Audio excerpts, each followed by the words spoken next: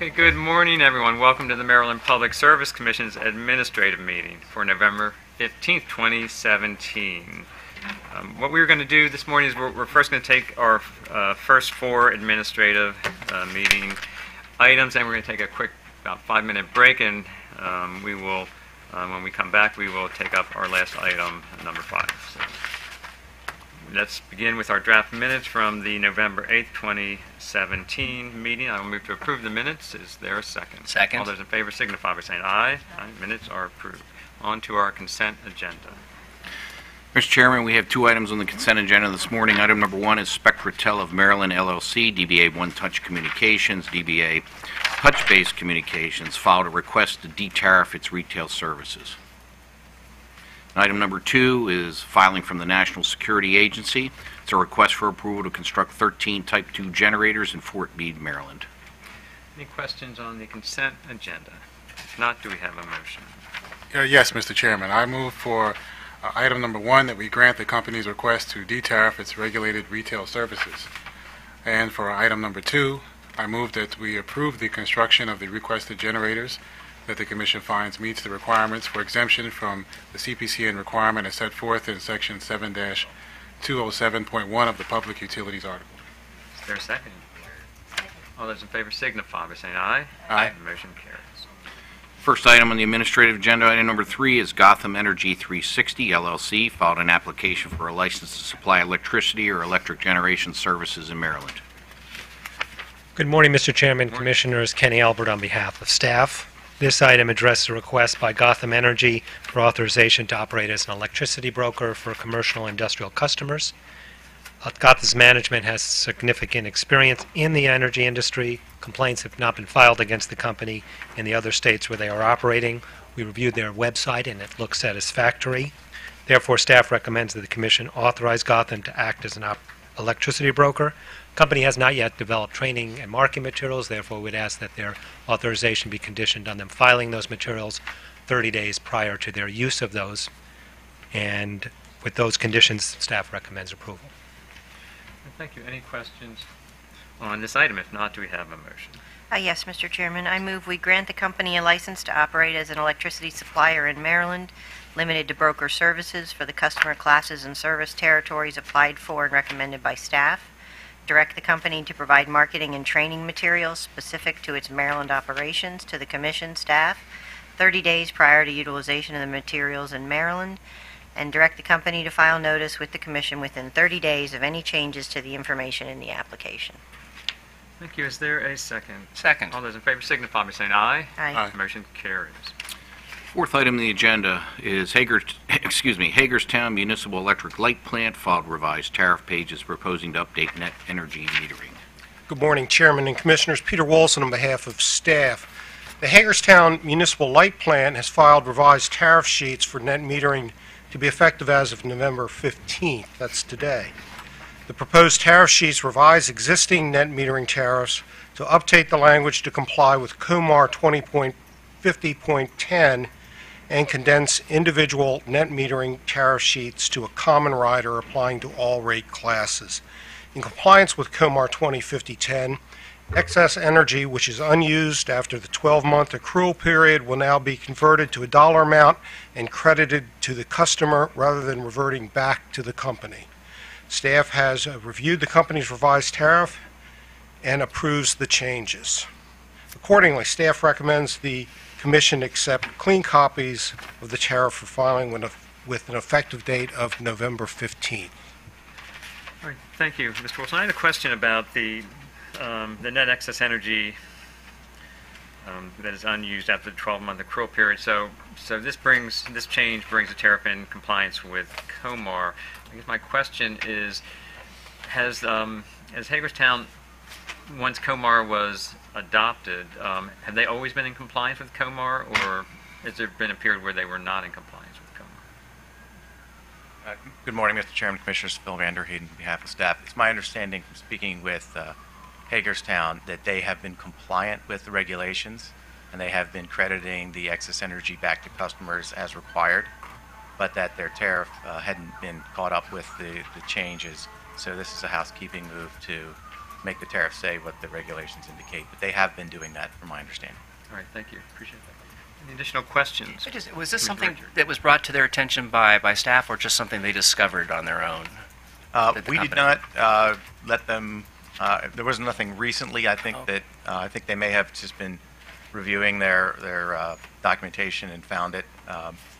They do participate in the net metering working group, so it's possible that that reminded them of something. But they made the filing on their own. Okay, great. Thank you. I'm just interested to know that.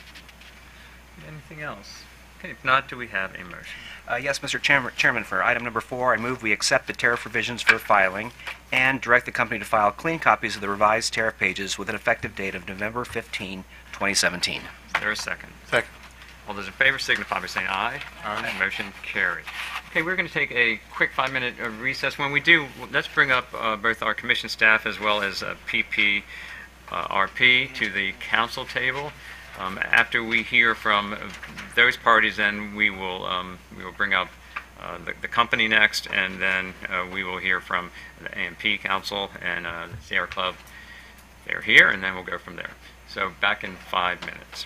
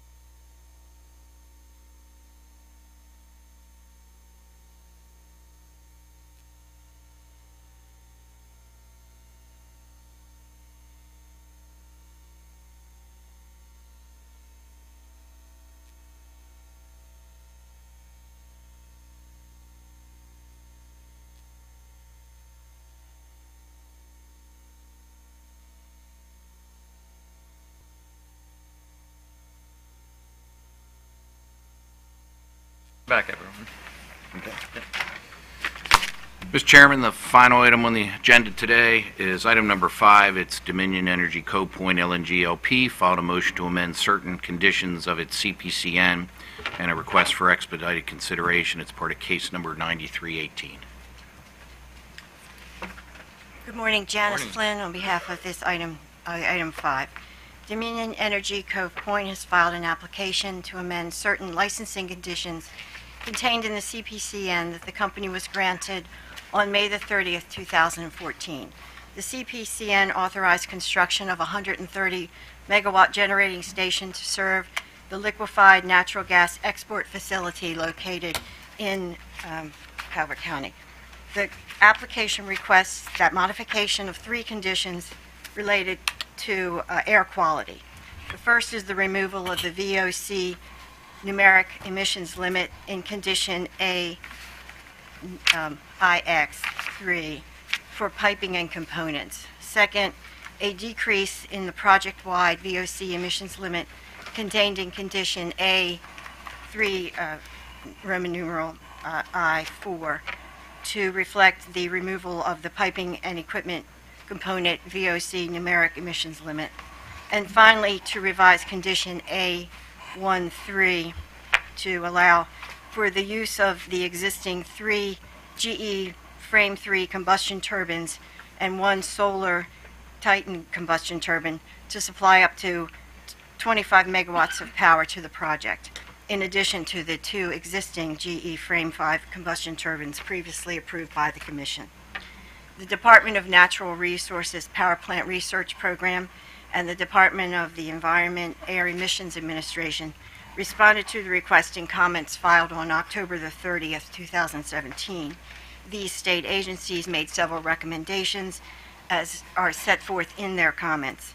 Staff generally defers to the state agency recommendations in concerning air quality conditions to CPCNs. Staff, however, has filed comments. We have 2 small corrections we'd like to make to our written comments. These are technical changes. If you look on page 5, the last paragraph that carries over to page 6, the statement in its original application for a CPCN, DECP estimated that 130 megawatt generating station built to serve the LNG facility.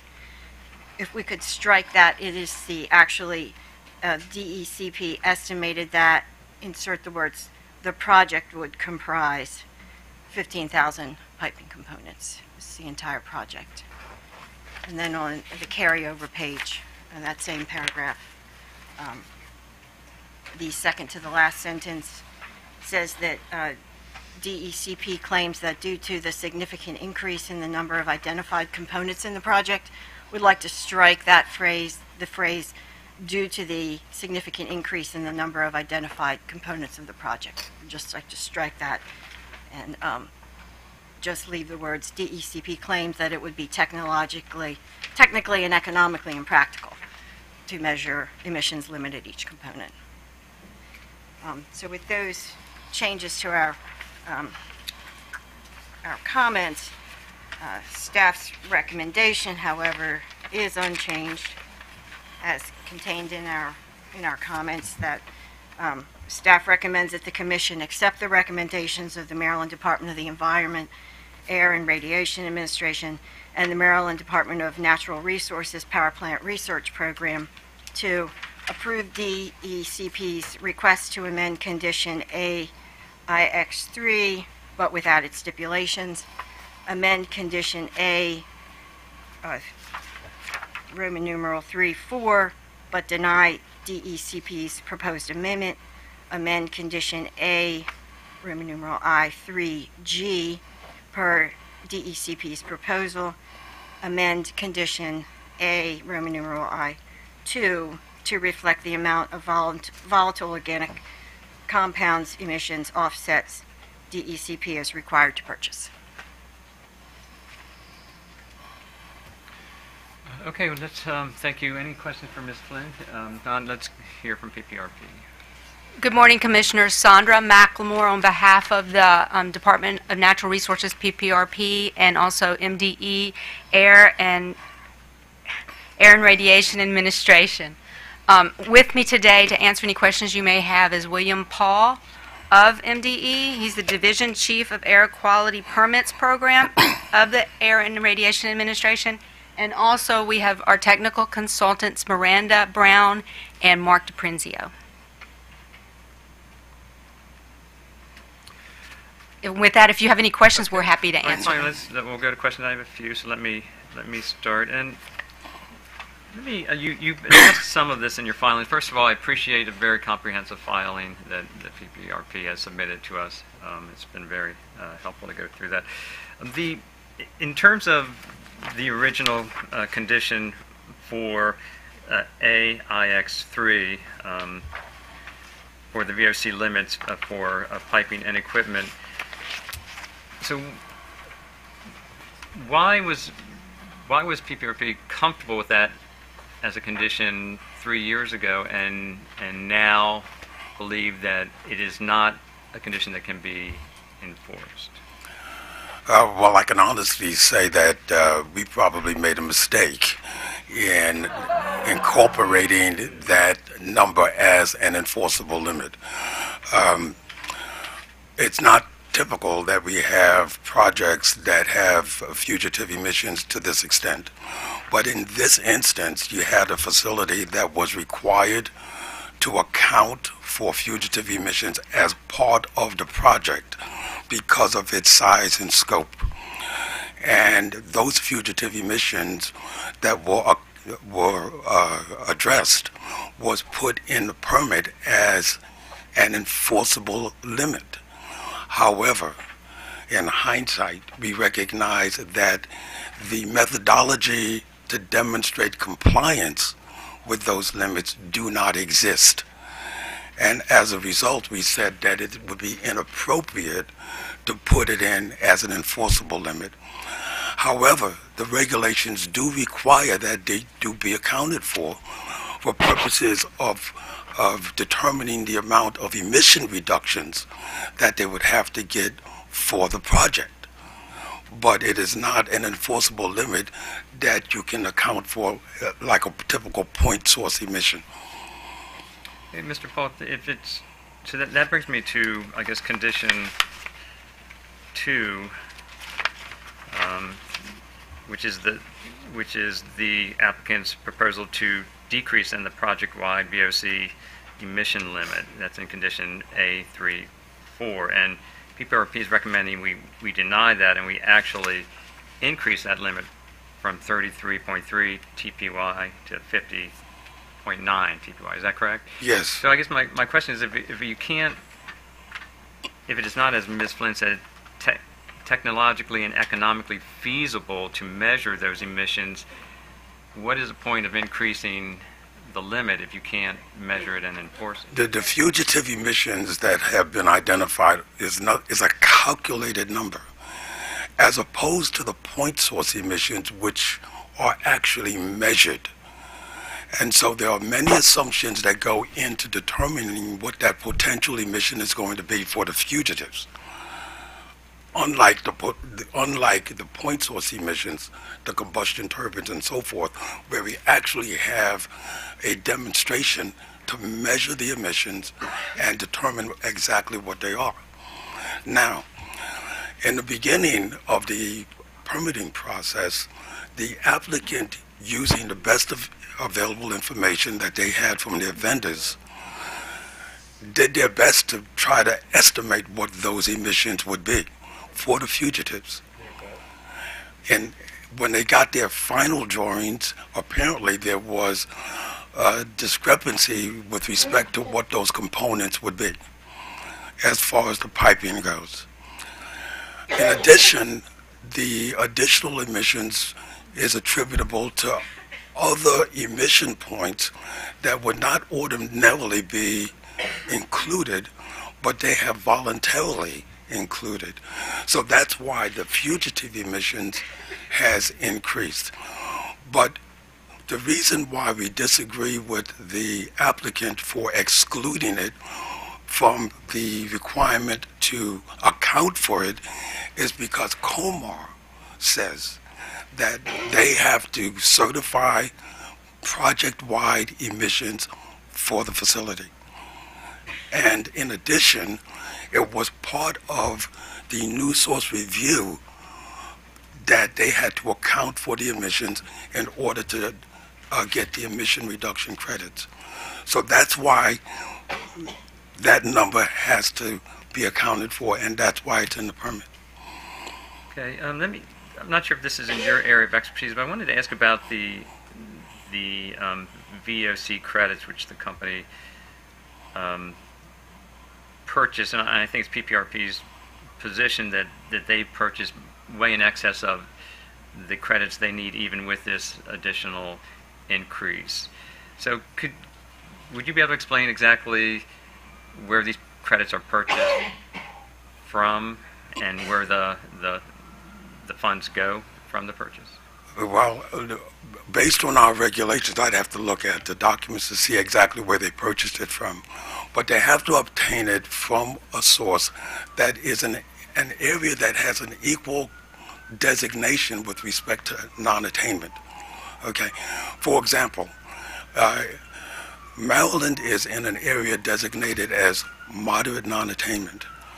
They cannot go and get these emissions from another area that has a lower classification. It has to be at least the equal classification or higher. And it can be in the surrounding area. It can be, from another area in the state that has an equal classification, or it could be outside of the state, okay, that has the same classification. So they're not restricted to getting the emission offsets from the local vicinity, and they're not restricted from getting it out of state. So in terms of out of state, can it be on the West Coast? How far out of state? Well, it has to be in an area that has an impact on Maryland's airshed. Unfortunately, we don't have barriers at our borders, a huge wall that prevents the transport of air. Most of the problem that we have with ozone non-attainment is not because of what we have been doing inside the state borders, but it's the air that is being transported from the Midwest. You have a huge number of power plants and industrial sources that comes from, Minnesota and Michigan and Illinois and Indiana. And the winds come in an easterly direction and directly impacts Maryland, which is why we do allow sources to get emission reduction credits from areas within, around Maryland, because they directly impact our air quality. Now, these credits, is this kind of one and done once they're purchased, that counts for the life of the project? Absolutely, yes, it's one and done. I think I may have some other questions, but let me turn it over to my fellow commissioners. We'll start with Commissioner Richards, then Commissioner. Yeah, just on that on that last answer, is it for the life of the project or just for the project startup? I was trying to understand these credits as well. The 166 credits were purchased. It was the way I read all the filings. Once it starts up, then they're no longer valid. Is that correct? For these particular ERCs, that is correct. That it is available only for this project because the ERCs do have a lifetime if they are not used. Okay, so they have to purchase them within a prescribed period of time and use them specifically for this project. In other words, they can't sell them to a third party. If they tried to, they would be invalid. Great, I understand. And I'm just trying to understand too the project-wide limits and versus the PTE limits specifically for the components. How do you measure the project-wide limits? Are there actual monitoring devices, and is that a hard number, if you will? Well, when an application comes in, all of this stuff is based on potential to emit. Okay. And most of the information that they get is from the equipment vendors. Okay? There are no equipment vendors really for the piping. And so EPA does have a protocol in which the applicant can estimate what those potential emissions are. And that's what was done in this instance. Okay, so there are no readings necessarily that hold, or measurements that hold and basically govern whether or not the company has exceeded the project-wide limits. It's all based on just calculations Well, when the equipment is operated. The project-wide limits consist of two main components: the point source emissions Right. and the fugitive emissions. Okay, but the point source emissions, are those actual measurements? Those are actual Okay, measurements, so those correct. are hard numbers. That's okay. correct. Okay, then you're adding to that this potential. That's correct. Okay, and so that's how you get the higher number Exactly. for the overall project. Okay, well, so how will, when you look at actually enforcing this at the end of the year, or a 12-month average, how will you know with this higher project-wide limit, since part of it is just the potential, is there an estimate going to be made based on the optical, I guess it's the optical camera reviews, or how do you actually determine whether or not this potential has been exceeded or not against the overall project-wide limit? Okay, well, the fugitive emissions is purely calculated.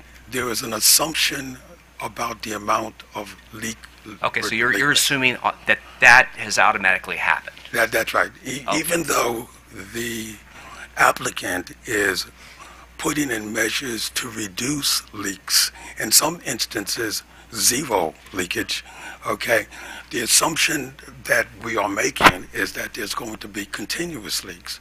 Okay. Okay, and so the reality is that they are probably going to be overestimating what the emissions are with respect to the fugitives.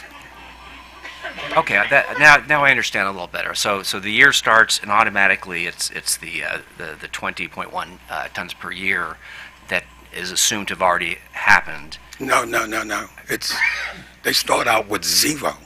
Okay. Okay, and in the course of a 12-month period, the expectation is that under the worst case scenario, it would get up to 20.1 tons. Okay, and then on top of that will be the actual measured That's emissions. correct, yes. Okay. Okay, great. Thank you. Sure. Good morning. Good morning. So, when was PPRP made aware of this significant change in number of components that would result in the increase? I don't forget the exact date, but it was in the state filing. Was it recently, or was it a Probably year and a half about ago? six or months ago or 6 something. months I ago. forget Okay. exactly when. Okay. So you've recommended that you get within 30 days of the CPCN being issued or their modification be issued, that you get the plan, the LAIR LDAR plan, monitoring plan, right? Mm-hmm. That's your recommendation. Why wouldn't you want to see that before? Why hadn't you already requested that and reviewed it and provided information on whether that was sufficient? Well, the LDAR program is something that already exists.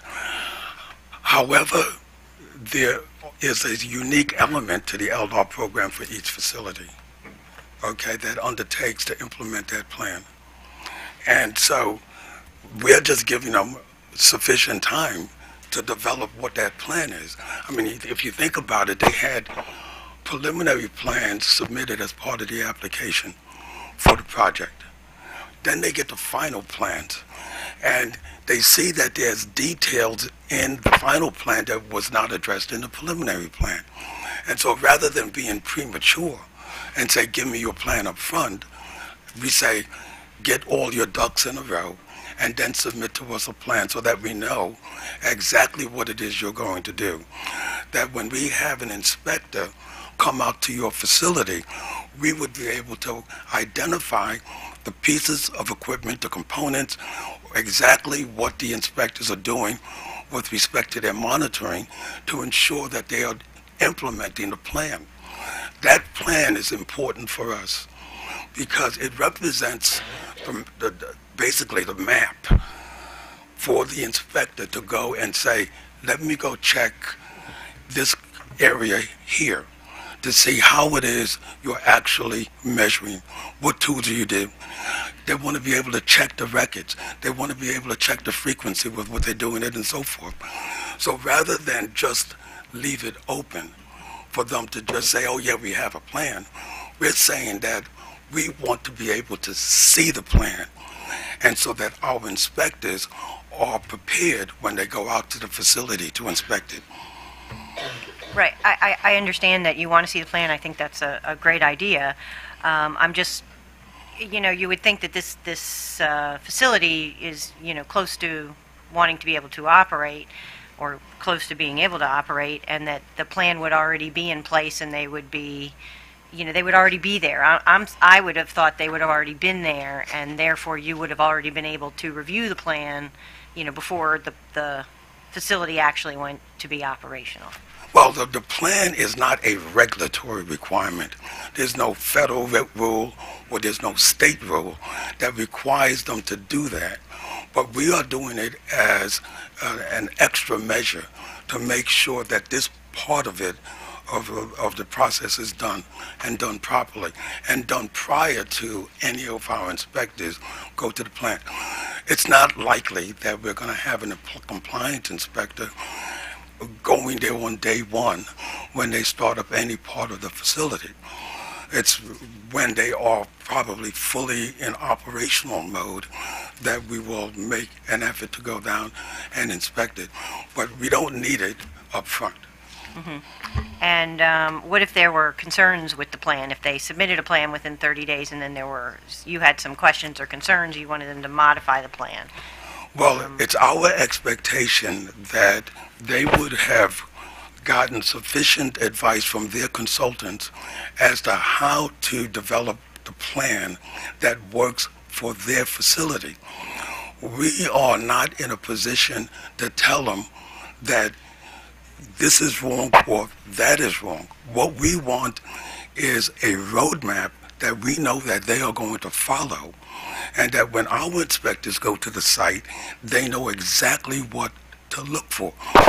Bear in mind that this is the first facility in the state of Maryland that is going to be implementing a plan of this nature. And it is not a small facility. This plant is one of the largest plants that we have in the state of Maryland.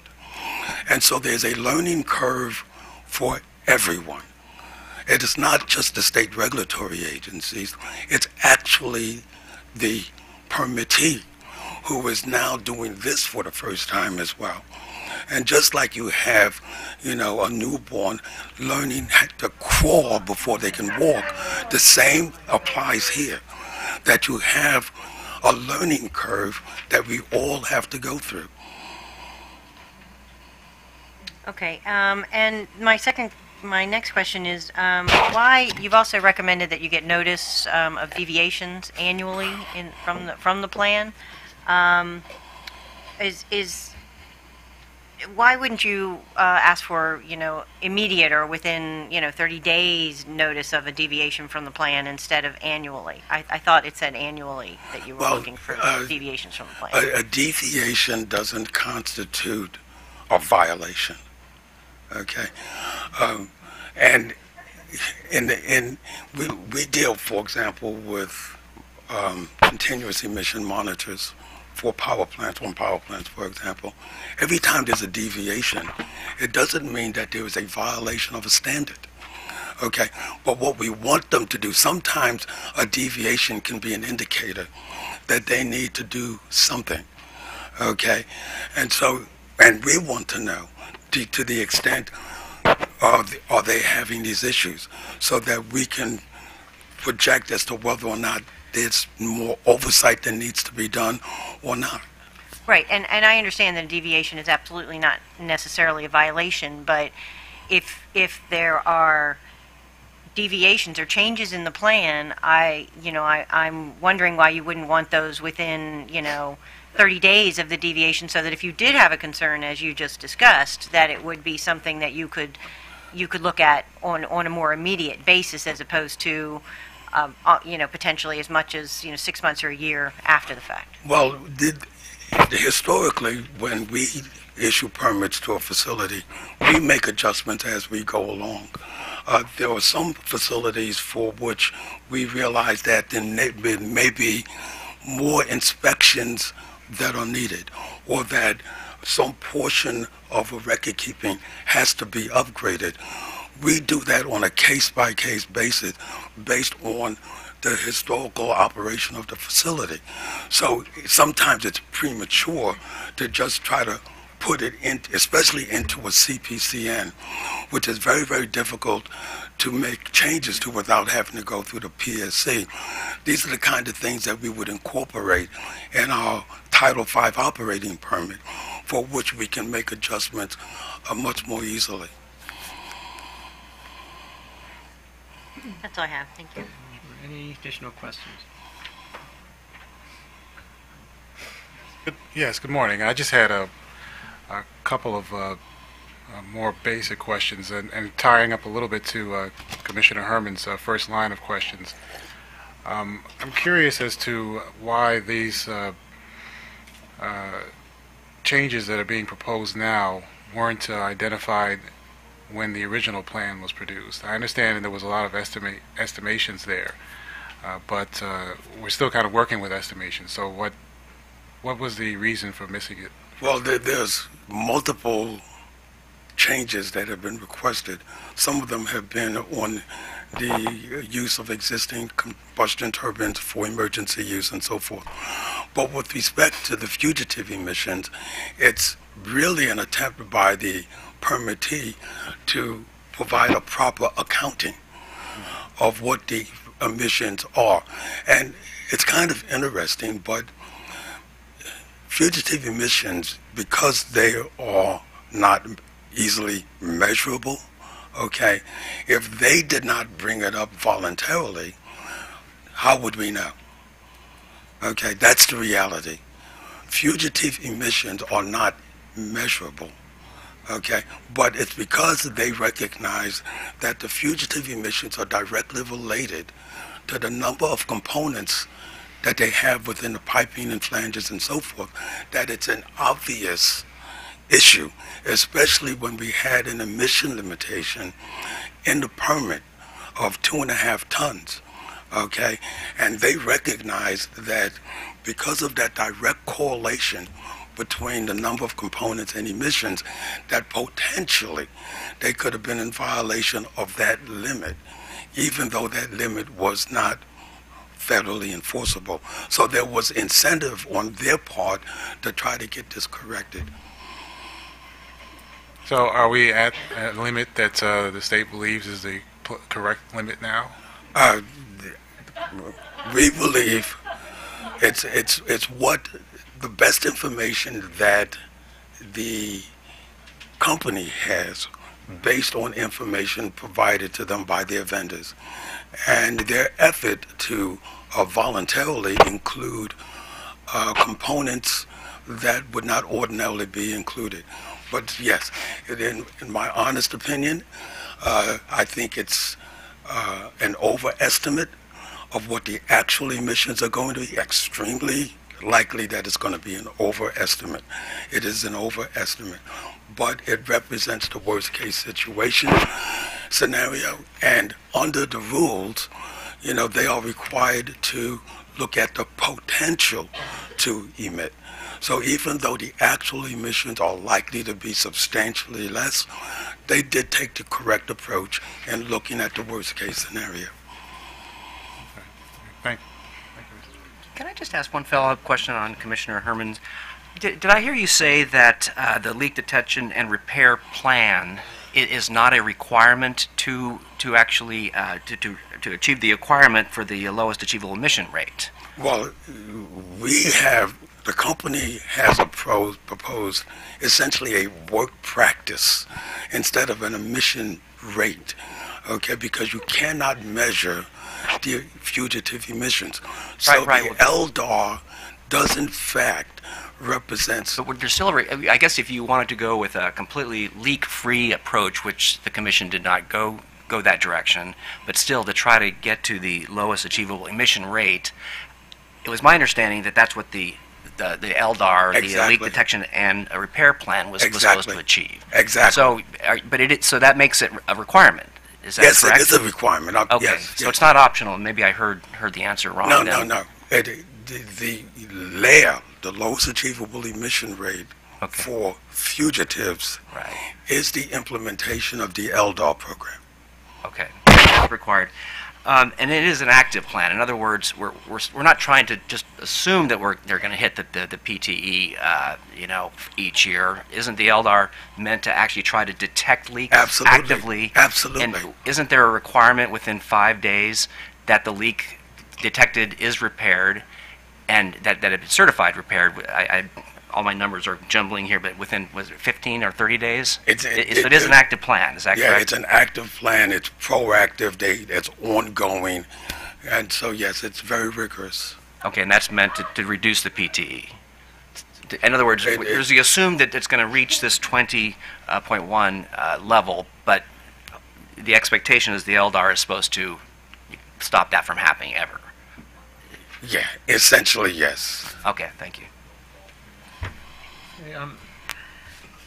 Mr. Pohl, let me follow up with a question about the recommendation to use the 28 LEAR LDAR program, and you state it's one of the most stringent LDAR programs in the United States. I think we have testimony from the AMP Council. They reference the Bay Area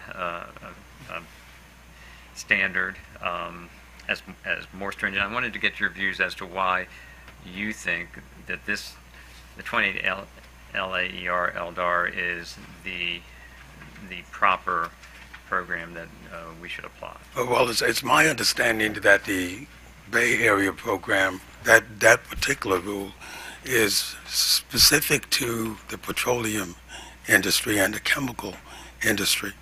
Okay, it doesn't apply to the natural gas facilities such as this. So, yes, maybe that exists for certain source categories, but that kind of program is limited to those source categories for which it was designed. And I think it was an inappropriate attempt to transfer what is imposed on those source categories to a natural gas facility. All right, thank you. Any final questions for PPRP? All right, if not, thank you, Mr. Paul, Ms. McLemore, Ms. Lynn. Appreciate your testimony. Let's bring up next the company.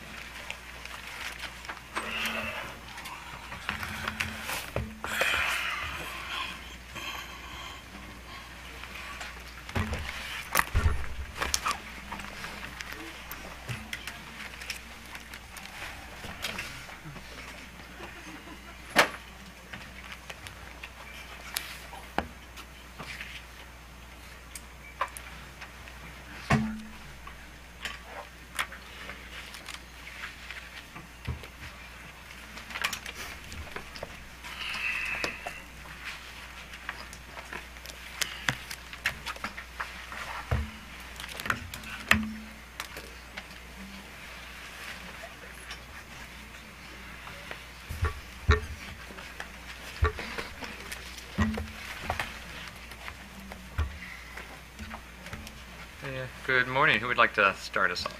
Good morning. Good morning. My name is Kevin Finto. I'm with Hunt and Williams. To my right is Will Du Bois from Venable. I have with me from the company, to my left, Bob McKinley, who is the Vice President of Construction at Cove Point, Liz Gain, who's the Manager of Environmental Services, and Mike Frederick, who is the Vice President of LNG Operations. I'd like this morning to talk a little bit about the construction status, the amendment the state recommendations and talk a little bit about the some brief thoughts on some of the public comments that were filed on Tuesday, and then we answer questions that you might have. The plant right now is 97% complete. Construction is 97% complete. Commissioning is underway. Commercial operation is expected by the end of the year. The facility has been constructed in major units in accordance with the authorization in 2014. There was, as we've discussed already, a change in the number of components that occurred. This happened because information available at the time the application was filed was based on preliminary P&ID drawings, information from vendors, etc. Company took that and submitted it in the application. When it began to implement and really develop the LDAR program, it started talking to consultants about how that would happen.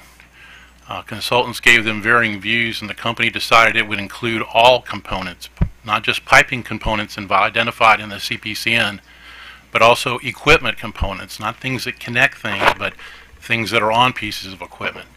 Also the instrument valves, and we provided some pictures with the application, the amendment, the motion for amendment that show these components. And just for example, there's 88,000 heat exchanger plugs on these components, and those are included in that number.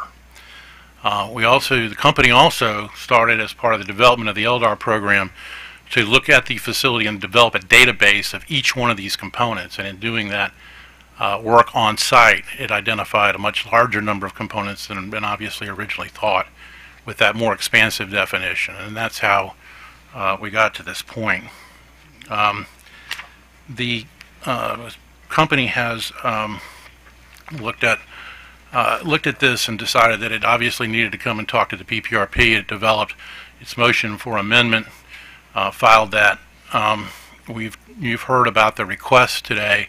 We want to make it clear that we've also reviewed the state agency's recommendations for modifications to the amendment, and the company is willing to accept those, both the inclusion of the fugitives in the plant-wide and the increase in the limit, as well as providing the LDAR plan on the schedule provided. So those things have been addressed, and the company is willing to accept those.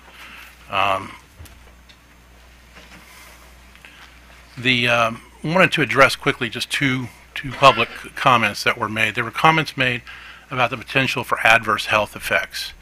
The company has done computer modeling all the emissions from the facility running at full load, full operation. It has compared the computer models ambient concentrations developed by that computer model against the toxic air pollutant standards of Maryland, and the modeled numbers, the modeled ambient concentrations are well below, they're fractions of those standards, so there won't be a public health adverse effect. The second thing, let me ask our audience to please to please be quiet so we can hear our presenters make their presentations. Thank you. The second thing is that this question that you raised, Commissioner, about the Bay Area Air Quality Management District that was submitted on Tuesday. First of all, LDAR was just deemed to be, the 28 CEQ LDAR layer was determined to be layer in 2014 at the time the original certificate was issued. Information on the Bay Area Air Quality Management District was available, including what was included in the filings on Tuesday. That's nothing new. They do have some features of it that appear to be lower, but it's just another way of doing it. And EPA has looked at the specific numbers, that is where a leak is defined and how quickly, and they have said, we do not think that necessarily is better. They're in ruling on a preamble to a rule, and we could provide copies to you, but they have said that fixing small leaks often creates more leaks. And so therefore fixing it may not be the best thing to do. They have adopted the 500 part per million standard for leaks, determining what a leak is. And they did that as recently as 2016 when they adopted the rules, something called the New Source Performance Standards under a rule called 0000A for natural gas facilities. For natural gas facilities, the number is 500, not 100.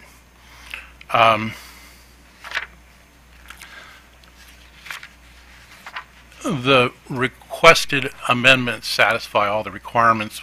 As I mentioned, the modeling's been completed. It passes all the standards. The control technology is in place. This TCEQ 28 LDAR is still considered layer in other permits that have been issued since this one. And we are asking for approval of it. And I have copies of that preamble if to submit. Let's see.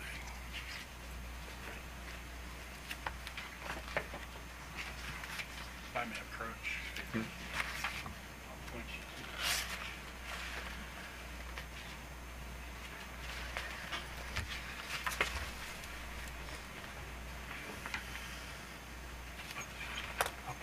Just gave it away. I think I just gave it away.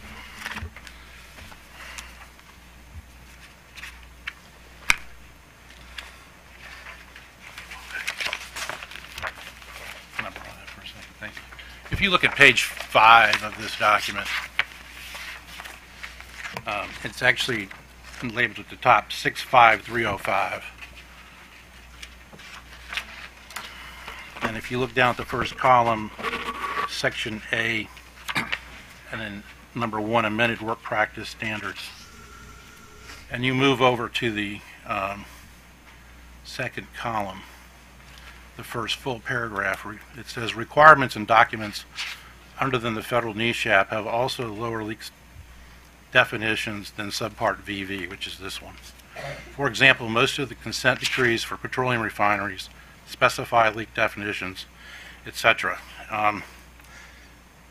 They point to, in the next paragraph, a discussion, some state rules have leak detection definitions that are lower than VV. For example, the air quality management districts in California specify leak definitions as low as 100 parts per million for valves and 500 parts per million for pumps. Data on leak frequencies and other performance measures for facilities implementing LDAR programs with these very low definitions are not available. Oh, man.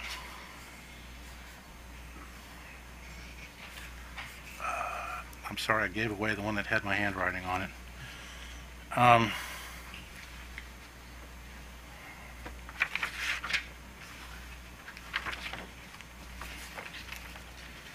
I might.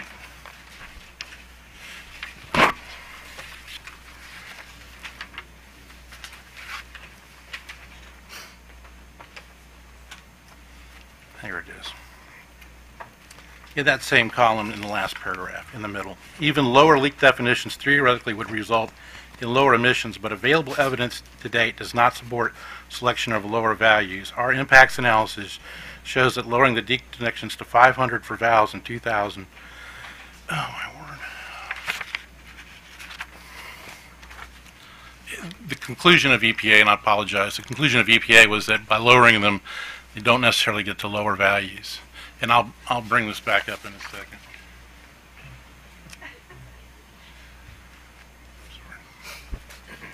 I also want to address the question of where these emission reduction credits are coming from. They're coming from an Alcoa facility and from an SROC facility in Frederick, Maryland, which is within the non-attainment area.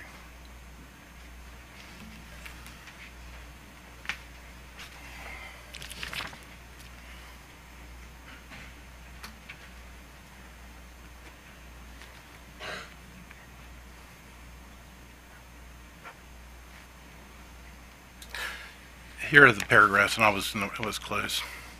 In that second column on that page, talking about lowering the numbers, in that second paragraph, starting with requirements and documents, sentence reads, this effort has only been marginally successful because evidence to date shows such attempts are almost as likely to make emissions worse as to fix the valves.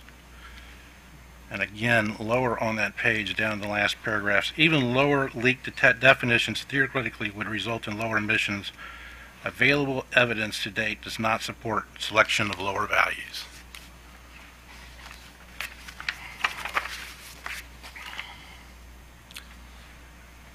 And we stand ready to answer any questions. All right, thank you, Mr. Pinto. Let me begin with, I guess, maybe it's a process question.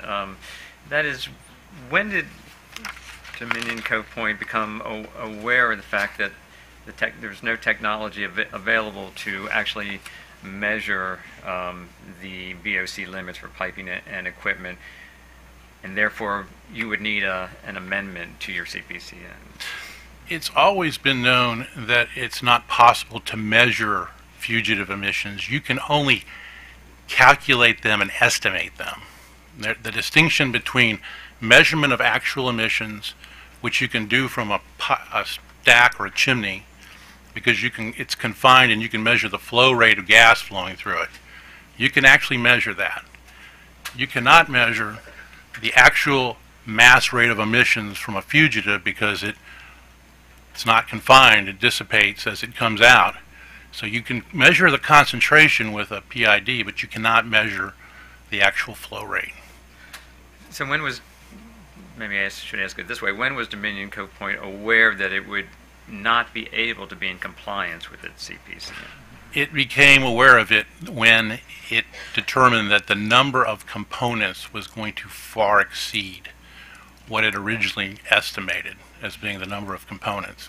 The reason for that, as Mr. Paul explained, these are calculations that are done using EPA calculations. They're titled estimate calculations, correlation equations, take into account the number of components, the type of service it's in, and those calculations require you to make certain assumptions, one of which is that they're leaking to some extent all the time.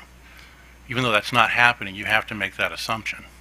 So you'll always know, and you can set a number based on a calculation, and you can estimate based on a calculation, but you cannot measure it to determine compliance. I just might add that the permit as it was issued had provided that the compliance with that emissions limit would be determined by an estimation method. Right. So that was already part and parcel of the permit. I still haven't heard when when you knew you needed In a change, because that, I mean, we're kind of, Yes. part of the issue for us is, we've had to really we have a short amount of time to work with to make a decision, and we need to make sure we hear from everyone and we thoroughly go through this amendment. Yes, sir. So, Yes, sir. So to answer that question directly, the company worked with consultants and determined the number of components was going to be far in excess of that when the site visit started occurring, and Mr. McKinley can explain that. And that was in 2016.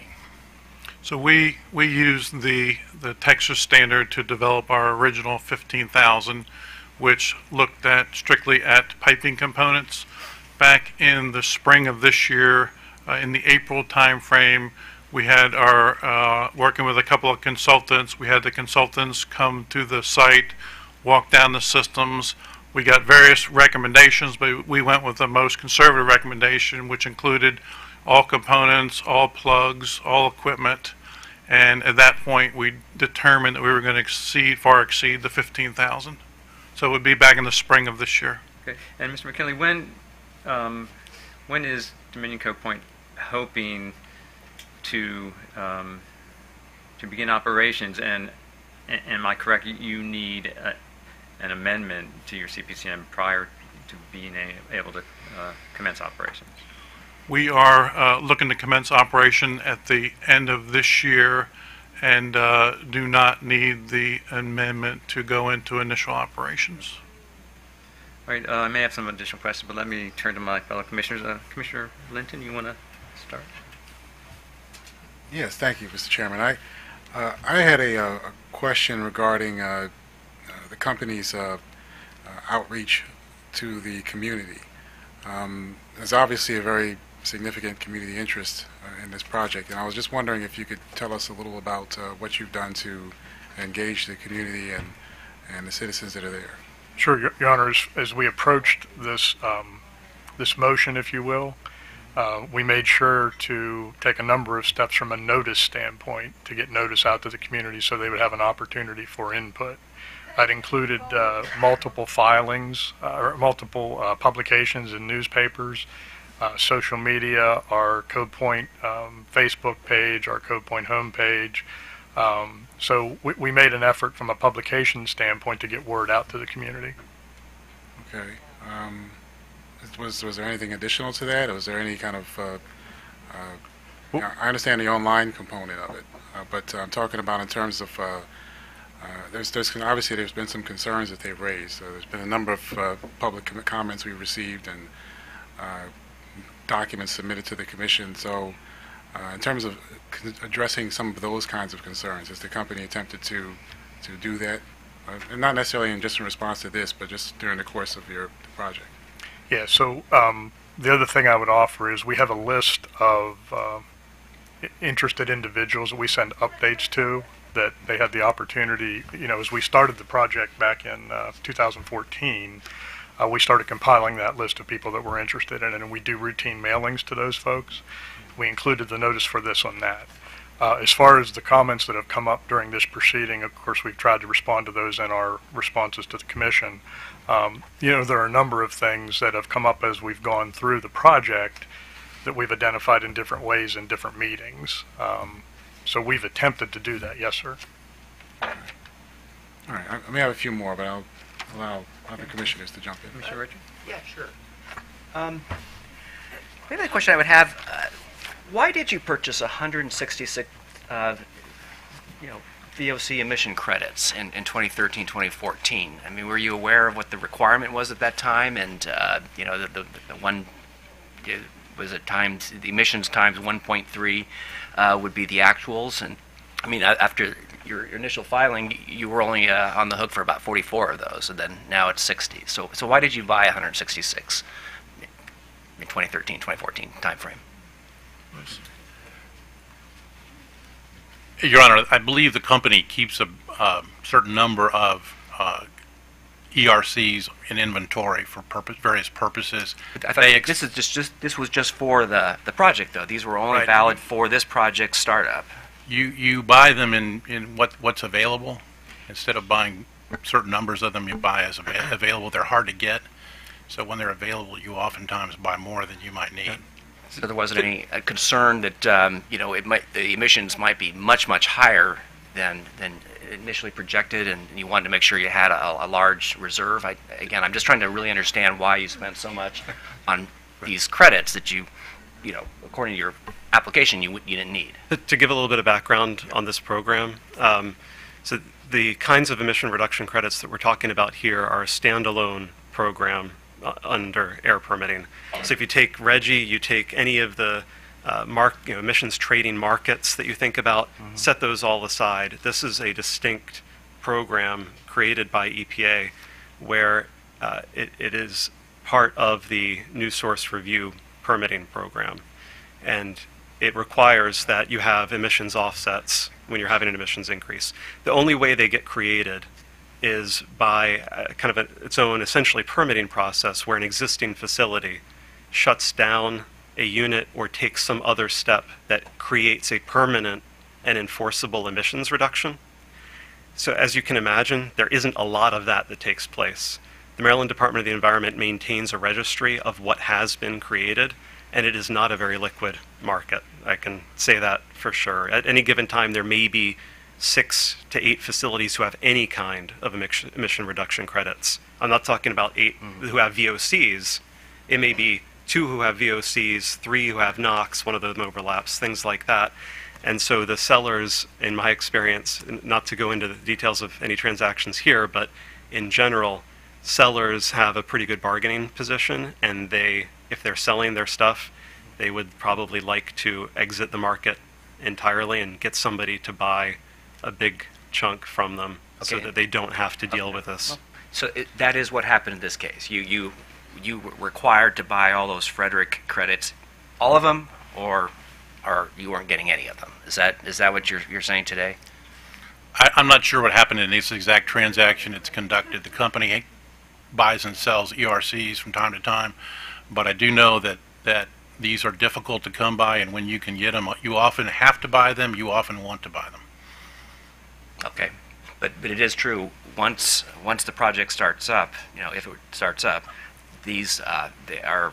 If you haven't used them for startup, then they're no longer good. They expire. You retire them for a specific project. We have to retire a specific number here. Yeah. So the MDE puts its registry online, and the two facilities that were mentioned, the SROC facility and the Alcoa facility, both now show 0 VOCs. So it looks like they sold, made the entire transfer of what they had in inventory to this. So you bought them all. Okay.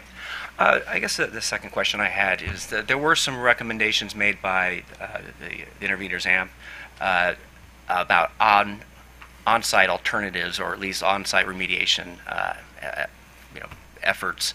Given that this is kind of a late, I would say, increase by 17.6 tons per year increase, are there any of those recommendations? Specifically, I'm looking at the AMP testimony on page 12.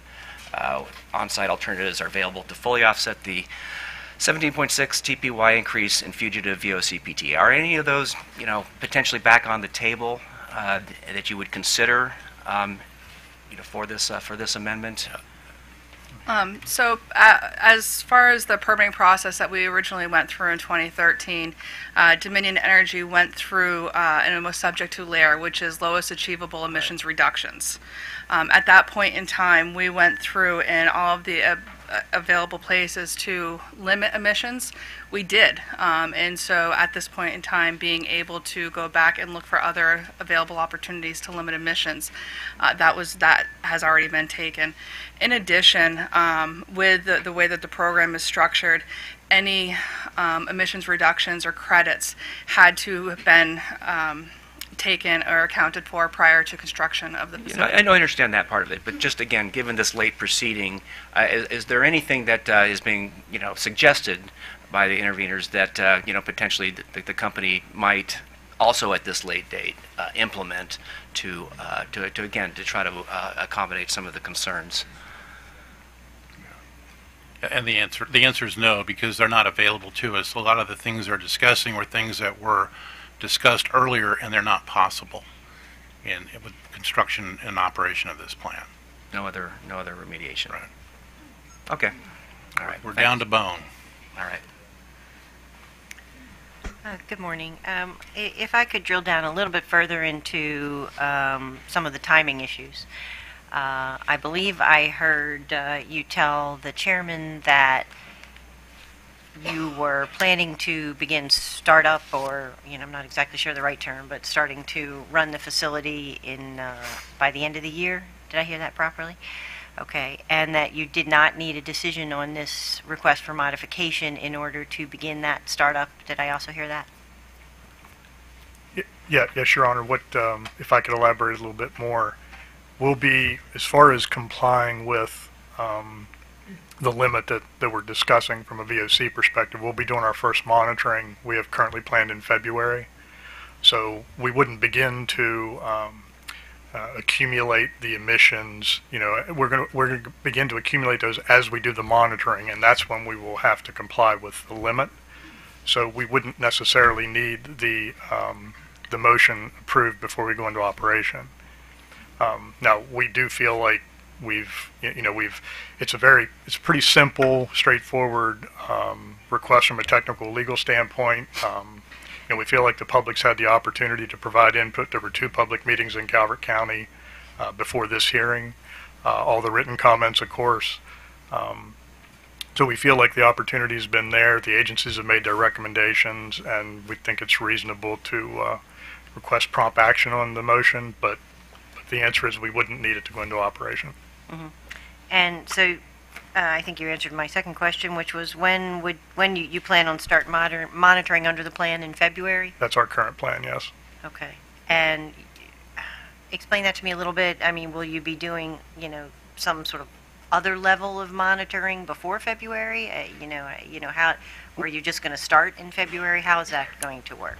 Well, I'm going to let Liz elaborate in a second about the monitoring part, the routine monitoring. But just remember also that from a leak perspective, we have over 400 detection devices in the facility that we are monitoring full-time continuously, both from a control system perspective and from an operator's walking around perspective. So it's not like we would ignore a leak in the meantime. But Liz, for the monitoring. Under the TCQ 28-layer program, we are required to conduct, under that program, a quarterly monitoring. However, we are choosing to go above and beyond. We will be doing monitoring every other month, a bi-monthly monitoring with an OGI camera. And I believe that that's what Mike was referring to when he said that the monitoring will begin in February. That will be our first OGI camera monitoring event. However, in addition to that, we will also be required to conduct audio, visual, and olfactory monitoring, AVO monitoring, and that will be conducted weekly. And any leaks that are found during the AVO monitoring are required to be repaired within 48 hours of being detected. So that will begin as soon as startup of the facility. Okay. And is your plan completed now, your monitoring plan? We are in the process of completing it. And when's that going to be done? We are in the finalizing review process now, and we are preparing to be able to comply with having it finalized within 30 days and submit it to the agency as has been recommended.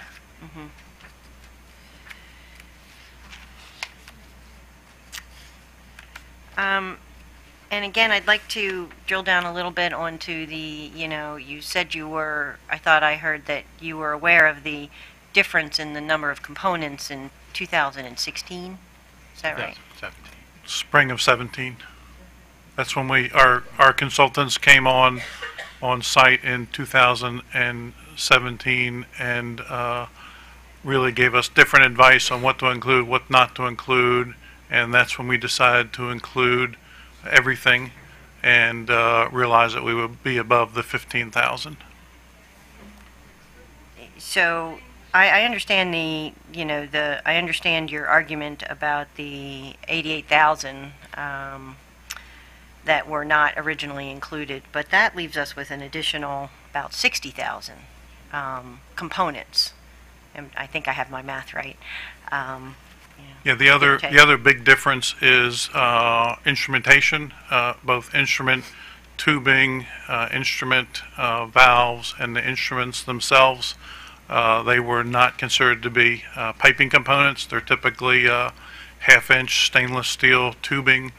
And if you look at some of the pictures that we have included in there, there's thousands and thousands of those components. I would say if we went back and counted what we originally considered piping components, we would be in the 30,000 range. So we did miss it, but on an apples to apples, instead of 15,000, we'd be now about 30,000. Mm-hmm. And this is you understand, or you came to the understanding of a difference in the components because you changed consultants, or is that what happened? Because you got a different consultant, and that consultant said that now you should include more components. We worked with a couple of different consultants. One of them having an office in Maryland, and then we actually went to their office in Texas. Yes, we got varying opinions from the consultants on what to include. We asked if specific things needed to be included, and the standard is not very clear on what to include, what not to include. So we have just included everything possible in the facility. Okay, that's all I have for now. Thank you. Okay. Any additional follow-up questions for the company? All right. If not, Ms. Gain, gentlemen, thank you for your testimony. Next, we are going to hear from the AMP Council.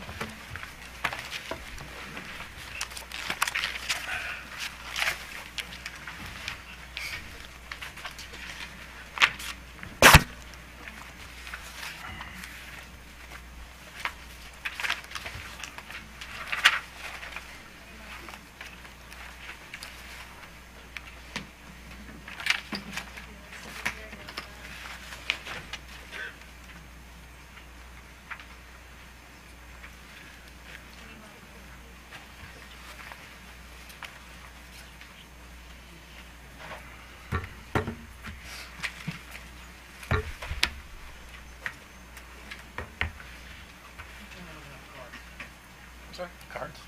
I'm sorry.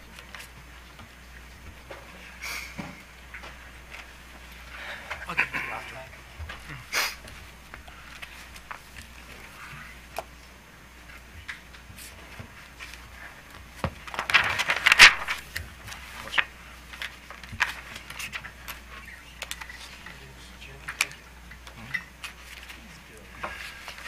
Good morning, Mr. Chairman. Good morning. Before I start with what I prepared, I had a couple points. Great, and could I just, for the record, ask you to introduce yourself? Oh, pardon me. Sean Canavan on behalf of Amp Creek's Council. With me is Bill Powers of Powers Engineering, who was previously qualified as an expert in this proceeding. With regard to your question, Commissioner, about when Dominion became aware of the excess components,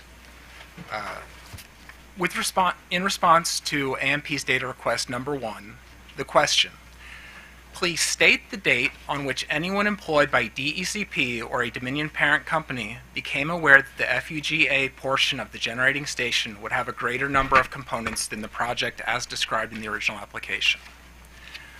The response, in late 2016, as DECP began to implement planning and preparation for the leak detection and repair program, including the tagging of components, it became apparent that the number of components would exceed the original estimate.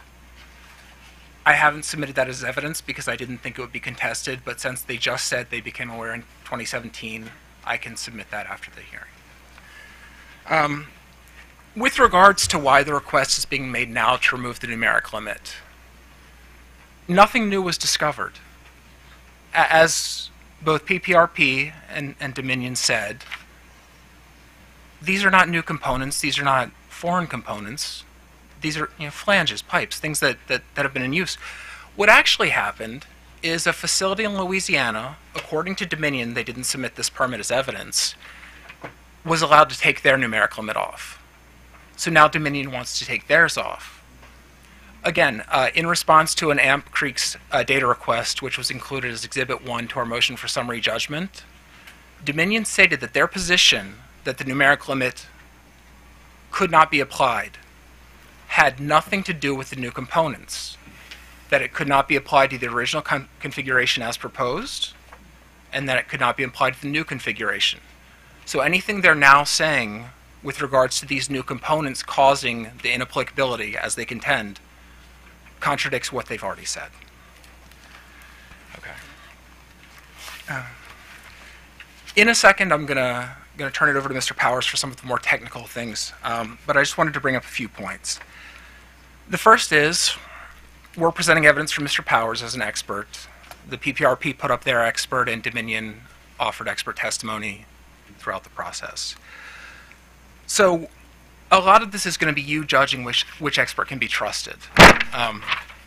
So with reference to that, we all know Dominion made a massive mistake with regards to the VOCs.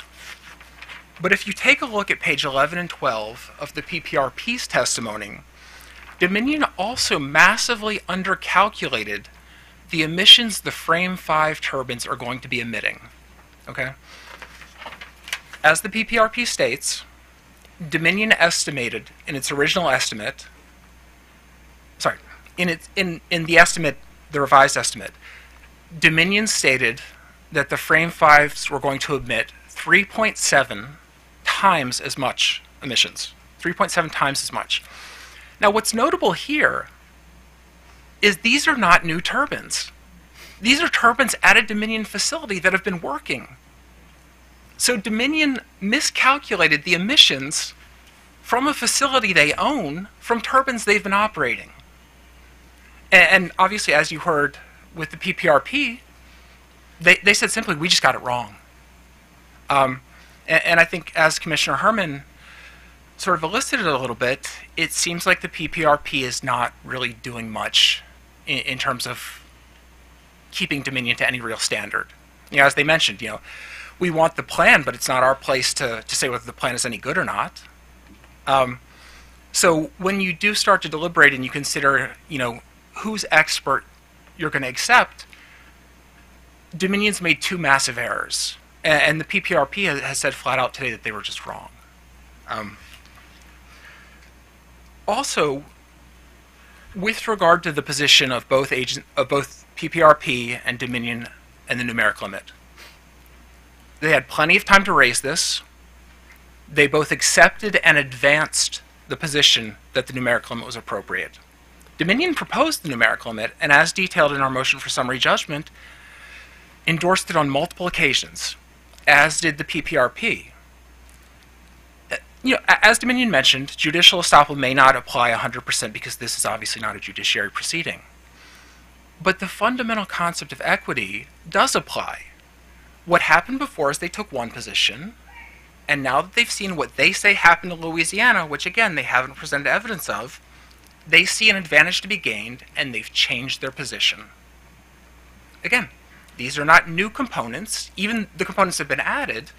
They're components Dominion has in other facilities. And what they're saying now is, we can't measure it, whereas before they said these estimates were fine. And the reason they're saying that is to gain an advantage.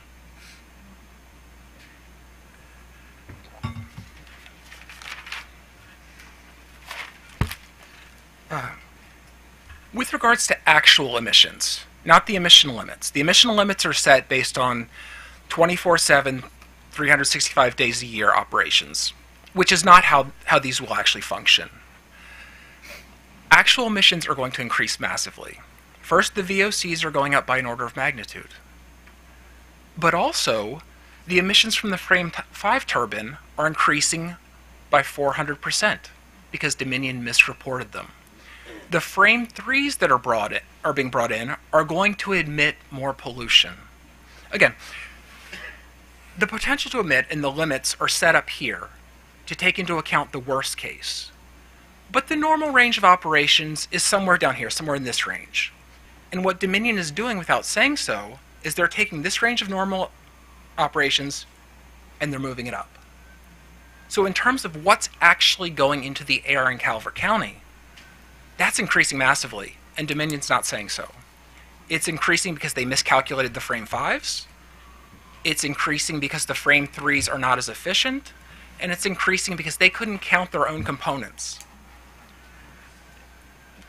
Mr. Powers is going to talk about this a little bit as well, but the idea that, oh, we just decided to count more components is not correct. They were required to count those components. It wasn't a new consultant came on board and said, oh, well, we've got this different interpretation. They're required to count those. It's not an option.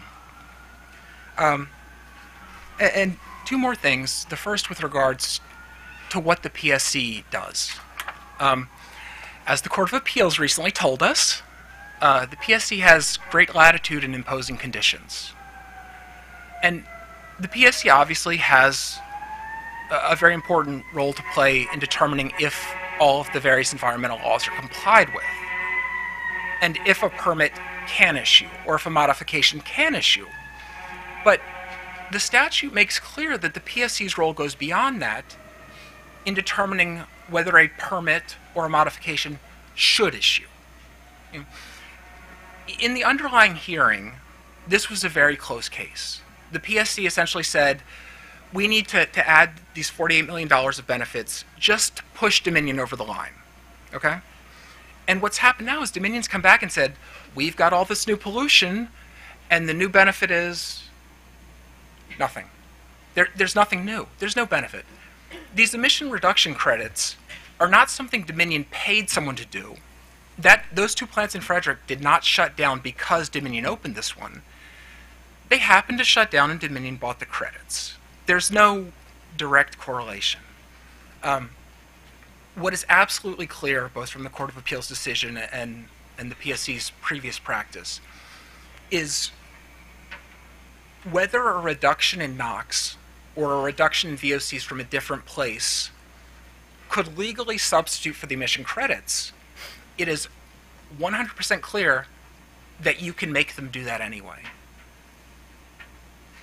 The credits may be necessary, according to the law, and again, I'd like time to brief that because that's something they brought up yesterday, and it's a complex area of law. But this commission is well within its rights to impose additional conditions. The question shouldn't be, can they legally emit all this extra pollution? The question should be, should they? And if you're going to let them, how are you going to make them pay? Because, again, Dominion is coming back and saying, we screwed up massively, and there's going to be a whole lot more pollution. And what they're saying is, okay, just up our limit, or eliminate our limit altogether. And what the commission should be saying is, okay, how are we going to make this right for those people in Calvert County that are subject to all this new pollution?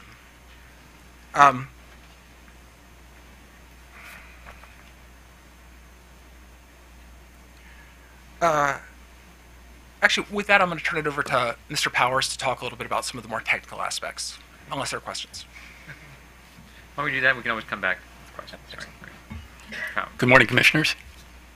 Just as a refresher, I was a witness in this case during the original application phase, and I'll make some comments about NOx controls and layer, and some of it's based on that experience. I think what I should do first is, the Commissioners asked some good questions, and I want to address those questions before I go through a little outline that I had prepared. And one is this issue of ignorance being an acceptable excuse on the VOC count, and the fact that the state said that this was the first child, and it's always difficult with the first child to understand what to do. And the applicant has relied heavily on the Texas Commission of Environmental Quality LDAR program as the basis for their proposal. And the second exhibit that I included in my opening testimony was a page from the TCEQ manual on how to do fugitive emissions monitoring. And I just want to read a sentence from that. All components emissions must be determined and reported regardless of monitoring exceptions or exemptions based on size, physical location, or low vapor pressure. This page is dated 2007, so there was no question 10 years ago what you need to do in terms of the component count. I hadn't intended to reference this, I just noticed this a few minutes ago, but 2 paragraphs down in the same page, which is the exhibit, it's answering a question. I want to use correlation equations to determine equipment leak fugitive emissions. And TCEQ says correlation equations may only be used to determine emissions for those components with individual screening values. Well, the applicant is proposing to use 28-layer LDAR monitoring. They will be screening those components. And so TCEQ itself is identifying using correlation equations to quantify, to get real numbers. Next point I want to make, a good question was asked about on-site alternatives to offset 17.6 tons per year VOC increase. And DECP's response was effectively that your layer evaluation 4 years ago was perfect, that you looked at every possible emission reduction on-site, you got every possible emission reduction on-site, and we don't need to revisit it because there's nothing left. That is simply not true. You did not look at using flare gas vapor recovery for the north and south flare. It never came up in the application, wasn't even considered. The issue of making the NOx control systems on the turbines, the frame 7s particularly, and the auxiliary boilers did come up. And if you look at the CPCN final order, there are pages and pages on that subject, which is basically the commission sided with the applicant. We're going to go with their approach instead of the Sierra Club's position. Doesn't mean you can't revisit it now and say it's a different situation. We have been informed we now have 17.6 tons per year more potential emissions, and we have to deal with those. So let's take another look. Final point on the comments is Bay Area Air Quality Management District LDAR program, 100 ppm threshold, much quicker turnaround on fixing leaks. The state said it doesn't apply to these types of facilities. DECP said it actually makes matters worse. Interesting comments, both of those. But the EPA published a guideline on best practices for LDAR in 2007.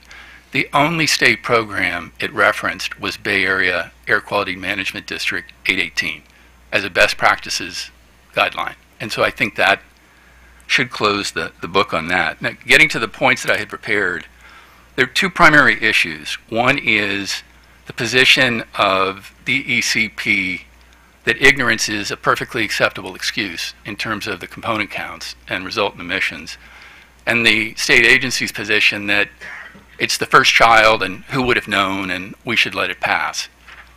Look at yourself as a private citizen. You're driving through a 35 mile per hour zone at 50 miles per hour. You didn't see the sign. You get stopped. The highway patrolman is about to fine you and you say, I didn't see the sign. I thought we were still at 50 miles per hour. The highway patrolman slaps you on the back and says, why not? We'll go with that today. And you drive off. Would that ever happen? Probably not. In this case, they have come in after the fact when they had a decade of clear knowledge from TCEQ that they were supposed to count everything and said, we just didn't know. We sent in data requests. Do you operate heat exchangers at any other facility? Yes, across the fence at the import facility. Do you have LDAR programs at other facilities? Dominion, yes we do. And the point of that was exactly the same type of first child defense.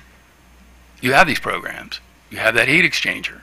Their defense on that was no one told us we had to count the access plugs on the heat exchanger before, so we didn't cross the fence and count them this time. And so when we probed this, it was a pretty weak defense that we didn't know.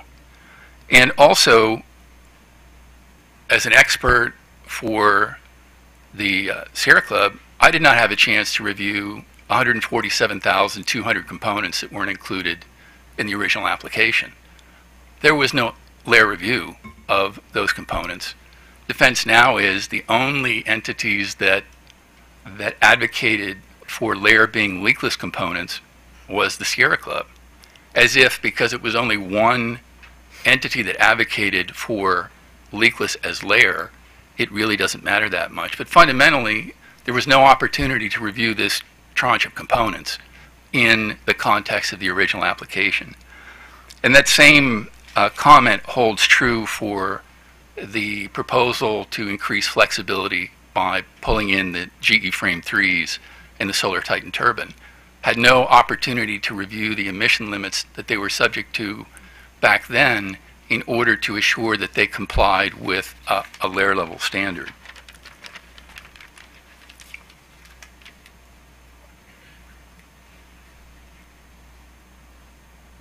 Give me just a moment to read these notes to make sure I cover these issues. One very important one.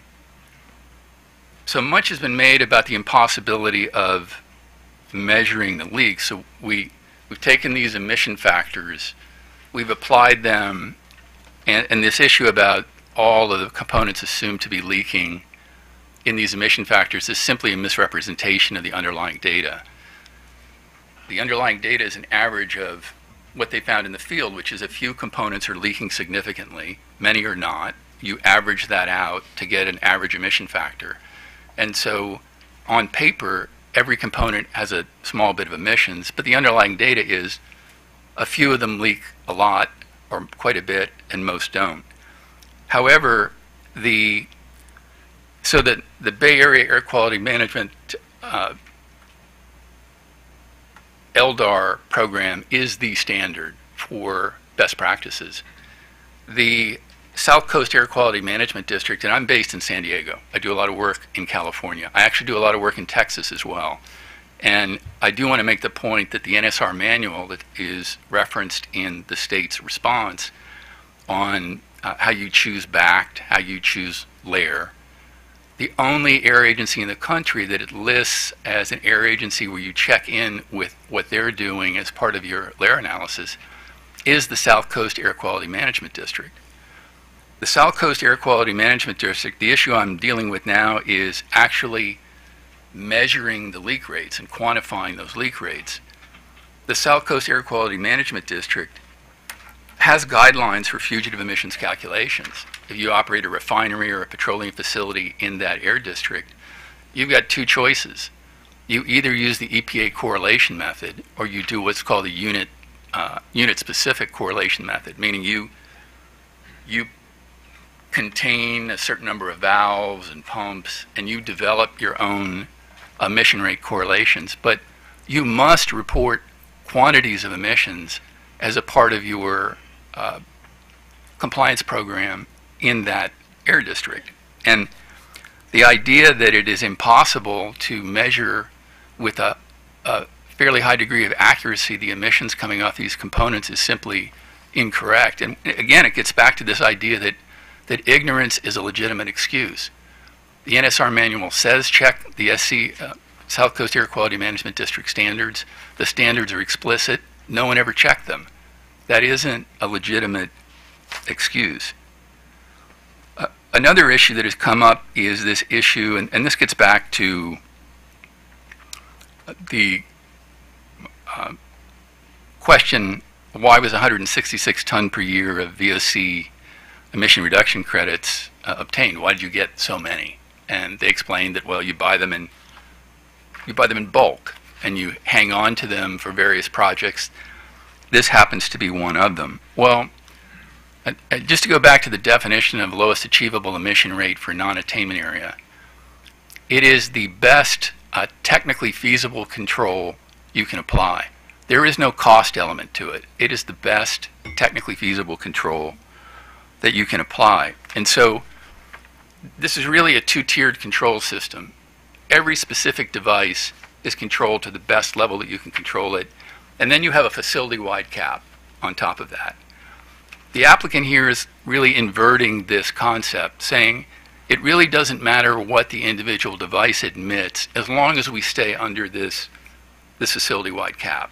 And so I think they had an obligation to have approximately 40 tons per year of VOC ERCs, 40 or 45. They ended up with 166, huge shock absorber for ERC credits. Well, let's look at a situation where as a part of this proposal, they wanted to put 2 backup diesel engines on site, but not commit to any hour limit on them. They could operate all year. And they've run the numbers to show that based on what we think we're going to emit with our actual operations, we could run those 2 uncontrolled diesels for quite a few hours and still stay under 166 tons per year on our ERCs. Well, it would be impossible to permit uncontrolled diesels as layer devices on the site. But we're not in layer anymore. That application's over. We're just adding new components ad hoc here. And so that ERC excuse really as a basis for not applying the most stringent standard to the new devices in effect is a way to leapfrog what was a pretty rigorous layer process 4 years ago.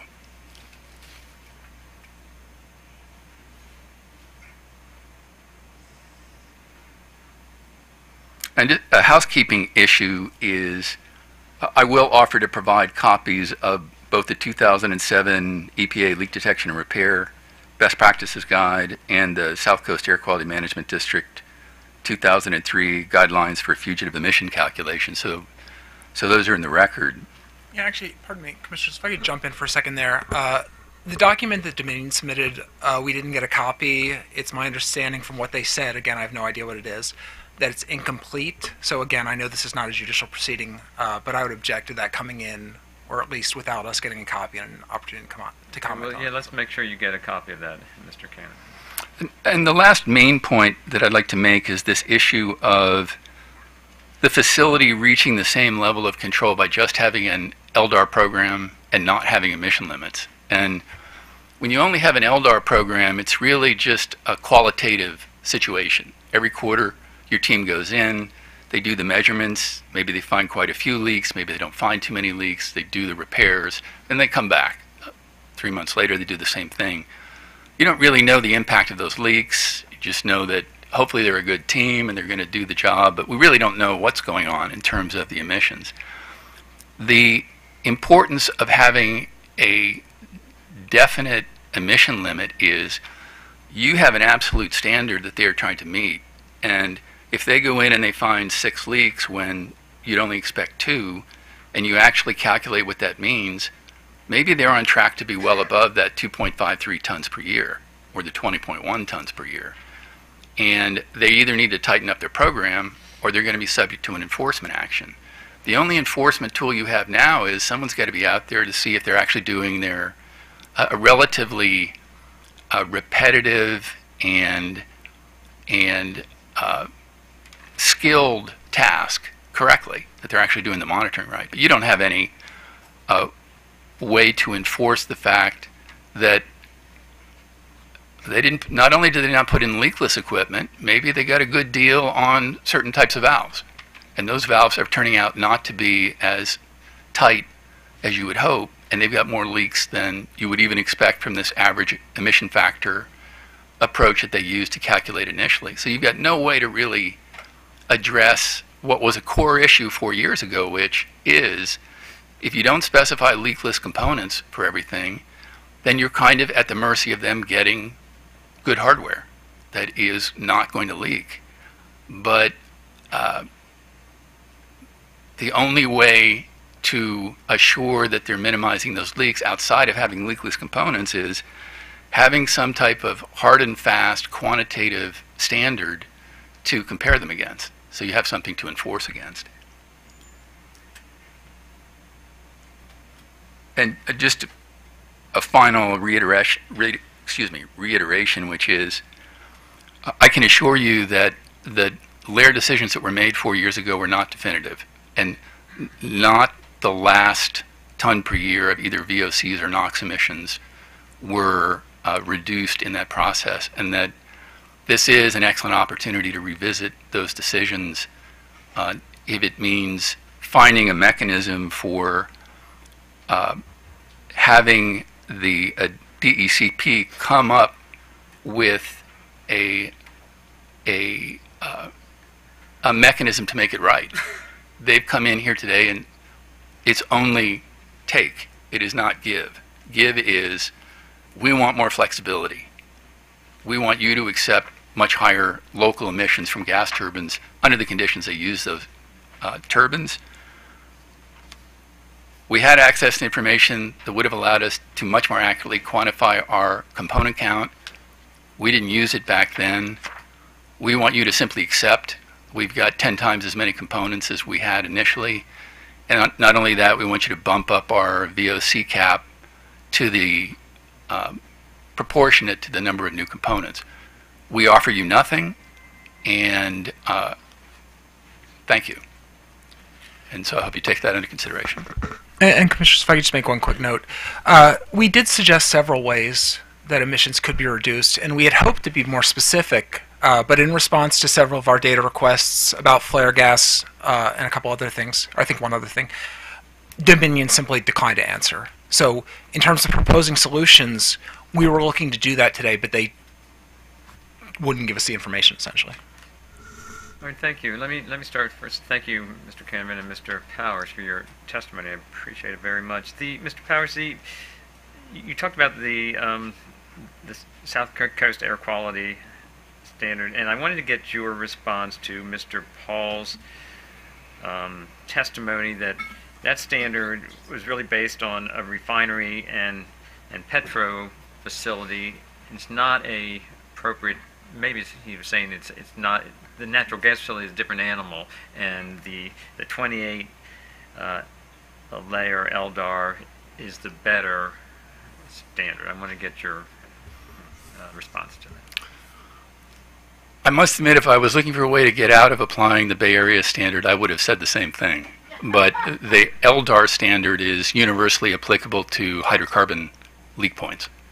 There is no, this technique is used across the spectrum of natural gas, light liquids, heavy liquid hydrocarbons. All right, thank you. Appreciate that. This may be for you or maybe for Mr. Kahneman, but Mr. Kahneman mentioned the frame 5 and the fact that there's 3 times as much emissions now from the frame 5, and this is from PPRP's testimony, but it said that DECP is not proposing increases in any permitted emission levels and will limit operations of the existing CTs in order to maintain compliance with existing project-wide emission levels. So I want to kind of reconcile those two. Sure. And I think the difference is how it was permitted. You know, it's a worst-case scenario if the frame fives were going to run every second of every day of the entire year. But the frame 5s are essentially for backup for when the other turbines are down. So they were never going to get close to that limit. So what's essentially happened is that Dominion is not planning to limit the use of the Frame 5s. They know they have so much wiggle room. As was mentioned in the first hearing, Dominion knows exactly what they're going to be exporting and how much for the next 20 years. Those contracts have been signed. They've been signed for years. If Dominion was actually facing a situation where they had to curtail operations and lose money, they'd be back here asking for a higher limit. That's just common sense. The reason they can stay within those limits is because those limits are worst case scenario based on operating every second of every day. The actual range, and this is why I spoke at the beginning about actual emissions as opposed to the emission limits. What's very clear is the actual emissions from those Frame 5s are going to be much higher than Dominion initially reported. And again, these are Frame 5s that they've been operating. Frame 5s at a facility that exists, and they somehow got the emissions from them wrong. The same way that their VOC error was egregious, this is possibly even worse. And it's our position, at least, that this casts doubt on everything that Dominion is coming in here saying. All right, thank you. And Mr. Cameron, let me ask you about the VOC credits, because I was listening closely to your testimony about the fact that the credits purchased in Frederick, those facilities were going to close down anyway, and so you did not see any net benefit from that. But the EPA did create this regulatory framework to try to limit VOC emissions through the purchase of credits, and the Commission actually used that in terms of a requirement for the initial VOC estimate. So why should the Commission kind of reverse course and then require for these additional credits, or to account for these additional VOC emissions, we not use the EPA system, but instead require kind of an internal reduction? Oh, sure. If I could clarify that. Sure. It's our position that those credits should be bought and you should impose additional mitigation. And I think that's very consistent with what the Commission did in the underlying proceeding. The PPRP, and I think the Commission adopted this, well, it had to, put forth a position that DCP could operate the facility within all the environmental standards. But what the Commission held is that that wasn't enough, that there still had to be a benefit. And one of the most compelling cases for that benefit is, I'm not aware of any power plant in the last 40 years that's operated outside the law. But pollution keeps getting worse, climate change keeps getting worse. Because restrictions are constantly evolving, the law is constantly evolving, what can be permitted. And one of the things that this Commission is here to do, according to the statute, is not just to decide if compliance is possible, because again, the experts, whichever experts you choose to accept, are going to be very persuasive there, possibly more so even than our own opinions. It's to decide if they should be allowed to do this.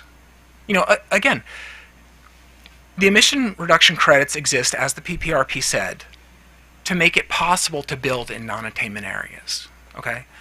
But it's our view that one of this Commission's responsibilities is to judge whether they should be allowed to.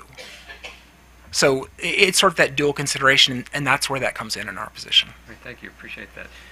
Questions? Start with Commissioner Linton. Sure. Thank you. Good morning. Just to follow up on your comment regarding additional mitigation, I know that you attempted to gather some information from the company in order to present some today. Were there other suggestions or mitigations that you were considering? I think the frame of them, the sort of general concepts, are mostly in Mr. Powers' testimony. In terms of specific, that's what we couldn't really get to with the refusal to give us the information. Okay. And for Mr. Powers, on page 5 and 6 of your filed testimony, this is your October 30th filing. I'm looking at the question that starts on page 5, it's line 13.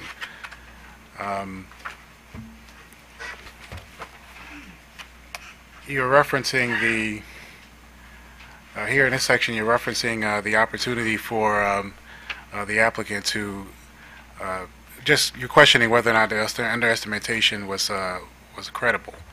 And what I'm interested in hearing from you is your thoughts, at least your response to what they've presented today, and the reasons that they've provided as to why that underestimation occurred. They did not present anything today that is different than what they presented in testimony. They came in and indicated that we huddled with our consultants, we talked with our staff, we determined that small components probably should be in there. They gave the impression, I think they gave the same impression today, that we had gone through the process 4 years ago with a certain number of components, and then they had some plans in the works, and they took another look, and they wanted to be careful, and so they voluntarily did all this. And the point of my rebuttal was,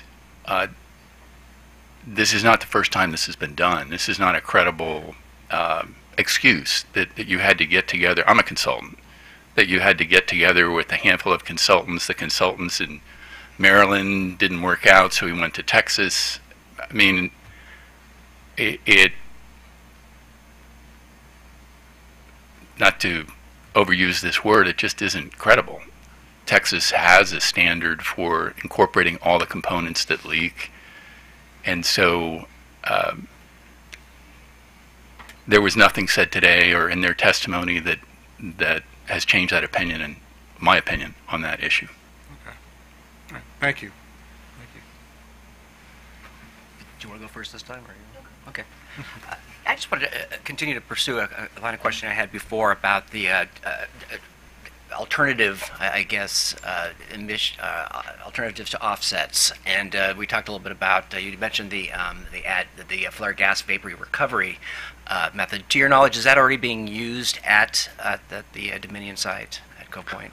No, it is not being used, and we had sent in a data request to DECP to ask if they had looked at flare gas vapor recovery as an alternative in their during the application process. It did not appear at all for the flares in the application 4 years ago. Okay. And so what I was doing was looking for where on site do they have significant VOC emissions where all available controls are not being utilized. It might serve as an off-the-shelf, on-site offset. And their response was, this is outside the scope of this particular proceeding, therefore we're not going to give you an answer because the flares are unrelated to this. But I do want to point out that they are saying that if we use the GE Frame 3s and the solar turbines, we could potentially reduce VOCs going to the flares. So they have brought up the issue of the flares being the recipient of more VOCs if they're not allowed to use the GE Frame 3s and Solar Titans. That was one of the reasons for the question. Could we put flare gas vapor recovery, I shouldn't say could we. Of course you could put flare gas vapor recovery on those units, but was it studied? Have you looked at it? Okay, and if I understand correctly, one of the areas you'd like to see and possibly addressed is this 17.6 tons per year additional fugitive VOC potential emissions. Is that correct? Yes. Okay, and in your testimony you suggest that these flares, the recovery, the flare gas vapor recovery, could achieve 15 tons per year reduction potential. Is that correct? So that would significantly offset then the 17.6. Is that, am I reading all your testimony correctly? That is correct, and I summed up the top two sources of VOCs to the flares to estimate that 15 tons. There are actually a few more tons of emissions, but they're half a ton here, 1 ton there. So it could be possible to get even a little more control depending on the performance of the flare gas vapor recovery system. It sounds like you're pretty familiar with this technology, and I'm trying to understand the context in all of these filings. And one source of context was in the PPRP that, just talking about how I should look at how much is a ton per year these VOC emissions, and it talks about the gasoline dispensing facilities and how that's somewhere between 2 and 23.5 tons per year. So it seems like we're talking about manageable amounts. What is the cost of a flare gas vapor recovery system, generally from your professional background and knowledge in this area? That's an excellent question. I would have to give a very rough answer so that I didn't specifically cost out a flare gas vapor recovery system for this facility. In fact, that was one of the reasons for the data request to the applicant. I would expect it would be in the range of several $1,000s per ton of VOCs controlled. It could be more than that because we're not talking about particularly high tonnage of VOCs that would be controlled. Another way to look at it would be, is it $1 million system? Is it a $2 or $3 or $4 million system? And I would expect that it would be somewhere in that range. But again, that was what we were trying to probe with the ECP with the data request. Okay. But just one final caveat. In a layer situation, if it's technically feasible, by law, it's supposed to be used. The issue of cost, within a reasonable approach, there is a cost component in BACT, but in a layer evaluation, it's technical feasibility based. There's no question this is technically feasible on those flare pipe systems. Okay, no, I appreciate the information. I mean, at this late date, I know we're here and trying to figure out, okay, are there some possible offsets, at least in my mind, that we might consider for this additional, amount of VOC fugitive emissions that we need to figure out how to account for at this point. So, you believe that the flare gas recovery systems, and you mentioned that there might be other technologies that you didn't have a chance to get a specific answer back from the company, but could you just name a couple of what the other technologies might be? And for the record, flare gas recovery systems are not uncommon at petroleum facilities, so it's not an uncommon device. In fact, in some states, it's required on gasoline dispensing facilities as well, so it's not unusual. So that was one issue, the flare gas recovery system. The other was improving the performance of the catalytic controls on the gas turbines, and also the catalytic controls on the auxiliary boiler, or the boilers. Both of those have NOx limits on them that it is my opinion, based on the evidence submitted in the initial application, those limits is technically feasible to lower those limits. Okay, so you're basically, the testimony hearing you give today is there are some very cost-effective means that we might be able to address the additional VOC fugitive emission that we're discussing today. Yes. Okay, great. Thank you. And Commissioner, if I could briefly return to another point. We had also requested some financial information regarding expected profits, again, to try to provide the kind of context you're looking for. Like how much are they expected to make, and what is it going to cost to make these changes? That was another data request that Dominion opted not to answer, but based on what's been said publicly to shareholders, et cetera, it's pretty clear that Dominion is expecting to make billions of dollars from this project. So within that context, a flare gas recovery system, even if it were 10 times the cost that Mr. Powers estimated, seems very reasonable to me, and I imagine to the people of Cove Point as well. All right, great. Thank you. Commissioner Herman. Good morning. Good morning.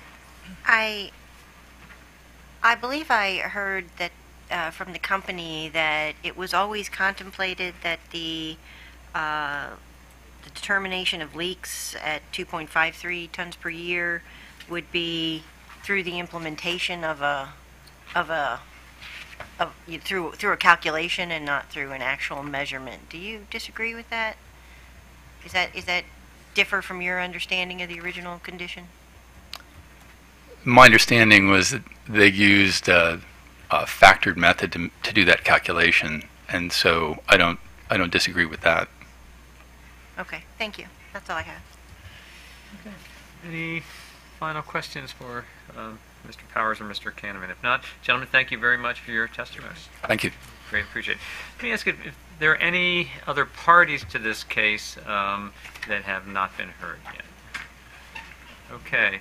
If not, what we're going to do, we're going to take about a 5-minute recess. I want to say that I very much, and I know my fellow commissioners very much appreciate all the members of the public who have come to our hearing today. We appreciate your time, and I want to thank you for coming. If any members of the public have not testified at the two public hearings, either of the two public hearings in Lusby, Maryland, and would like to briefly be heard, we will be happy to hear from you. We'll be back in 5 minutes.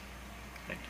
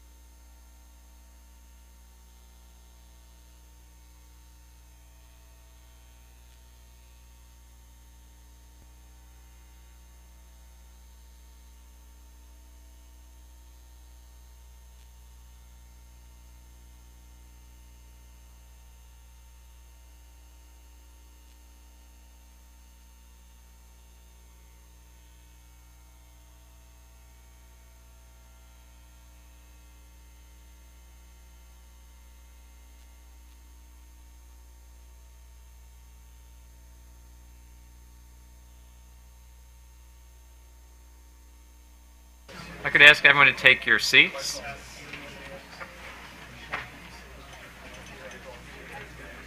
I could ask everyone to take your seats, please.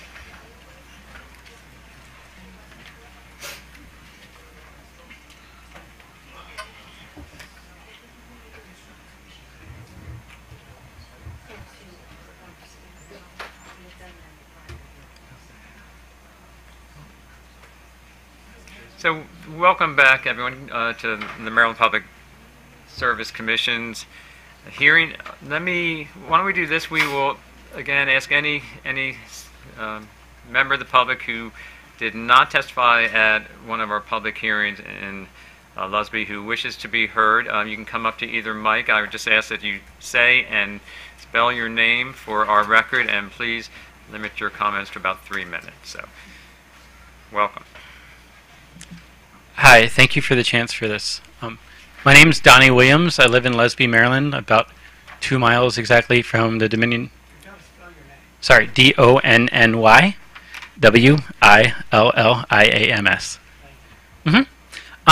So, in any case, I do appreciate again the chance to speak to y'all. I didn't expect that, but I do want to present some things from the community perspective, because obviously, you know, those of us who are living right around the facility, we experience its impacts, whether it's construction impacts from, like, you know, dirt trucks going by endlessly, falling over sometimes, which has happened, and blocking the road like all day long. There's been people who weren't able to get to labor, who are trying to get to labor, have been blocked by construction impacts. There's at least one person, an elderly mother with an asthma attack, who was trying to get out, blocked by construction impacts. There's been a lot of impacts we've felt outside of the pollution. I understand, though, we're here to talk about the pollution from the engines and also from changing the VOC limits. So I do want to speak to that as well. You are state regulators. It's my understanding, and I hope it's yours as well, that you're supposed to regulate these energy companies and this industry to protect the public health and well-being of the residents of the state of Maryland. And so as residents of the state of Maryland, we're asking you to do your job. You're not there to facilitate the energy industry and these energy companies to do what they want to do. You're there to protect our health and well-being. And so when you're talking about costs and different issues with this, please consider your paramount focus should be protecting our health and well-being above anything else. Right now, there's no exclusion zone for this site. We live all around it. There's houses as close as across the street. There's 1,000 people who live within 0.8 of a mile. There's 25 or so thousand people who live within about 5 miles of this facility. There's more than 1,000 people trapped down a peninsula past this facility with no other means of escape if anything happens. We're necessarily impacted by this in so many ways. Like Jeff over here, he keeps getting letters about being in a high consequence area consistently. Many of the rest of us don't, who live also around the facility or be trapped by it. Jeff here lives close enough where he does that, and that's obviously impacting his. I'm not going to say obviously. I'm telling you, that's impacting like everybody's quality of life. To get letters consistently that you could blow up. Tough luck. We live in where you do, and like, who wants to sell your home? But I mean, there's all that sort of thing happening where the Shemansky family, Mickey Shemansky was an assistant fire chief at the local fire department there. He had to quit his job just to say the fire department wasn't able to take care of these things because Dominion kept lying about it. And his family has since moved away because he doesn't want to raise his family in this pollution. The Heinhorst family, they live right across the street from this. They sold their house and moved away because they didn't want to raise their family in this pollution. What parent would want to raise their family with this pollution? So many others have also moved away or trying to move away, but who wants to buy a home there? Linda is in the process of packing up her home in Lusby right next to the facility and moving to Prince Frederick because she doesn't want to live with that pollution. Claudia here jogs down Cove Point Road all of the time, and she smells pollution coming from the factory and sees the clouds of who knows what coming from it. And she's called again and again to try to get them to control something. Sometimes things change, sometimes don't. But what don't we smell? You know, what's everything else coming into the air that us who aren't citizen scientists are experiencing, whether we know it or not? There's so many impacts that this is having on the local people here that you, as state regulators, really, it's your job. Protect us. Help us. That's what we've been saying this whole time. Help us. You're not required to help a $40 billion facility or company from Virginia pollute and make our lives worse. You're required to look out for the health and well-being of the citizens of Maryland, and we ask you to do that job. I do want to say real quick for some of the points before, Mike Frederick said that Dominion maintains a list of interested people. It's a list of supporters. And so people here have tried to come to those functions that Dominion's held for the interested people because we've heard about through different means, and they've been denied because we're not supporters of Dominion. We're very interested people, but we don't get any of the things you're talking about as far as notifying the public. We don't get any of that. The only way we know about any of this is because people who are parts of these processes let people know, and we spread the word, not Dominion. Dominion doesn't spread the word about any of this. Dominion's interest is in keeping it as quiet as possible, so people like us aren't here today. Also, just Dominion lies as a business model.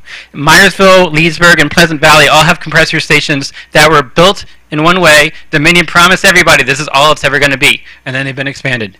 And then they've been expanded again, and they've been expanded again. Each time, Dominion promises everybody, oh, this is all you're ever going to experience, and they keep seeing expansions. Right now, last night, and many of us came from a hearing in La Plata, Maryland, in southern Maryland, where Dominion is hearing a zoning permit where it wants to build a compressor station in Accokeek along the Cove Point pipeline. And there's a lot of nebulous things that it's saying why it needs that we don't believe, and everything that looks at it says why Dominion's excuse for building that in the first place isn't true. But in any case, though, Dominion with that too wants to level 50 acres of trees to build what it's saying is a very small compressor station, and it promises there's no future plans to do anything else. But again, we see with all of these existing facilities, it keeps expanding, and it gets its foot in the door, and it asks for one thing, and then it keeps going from there. And you're seeing that again with these VOC limits.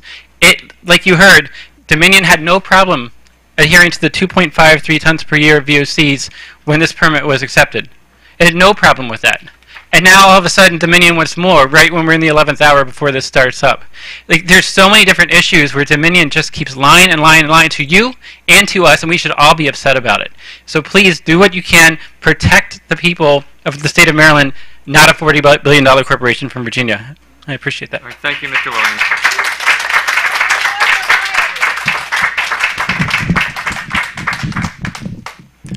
My name is Steve Cleghorn. I live here in Baltimore, but for most of the last... And Mr. Cleghorn, can we ask you to spell your name? Yes, it's like the Leghorn chicken with the C in front of it.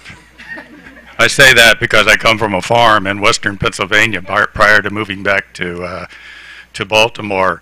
And I lived in the gas fields of western Pennsylvania, so I'm here partly to represent the fact that whatever Dominion does at Cove Point, it's going to do along the way with midstream facilities and upstream facilities and fracking pads.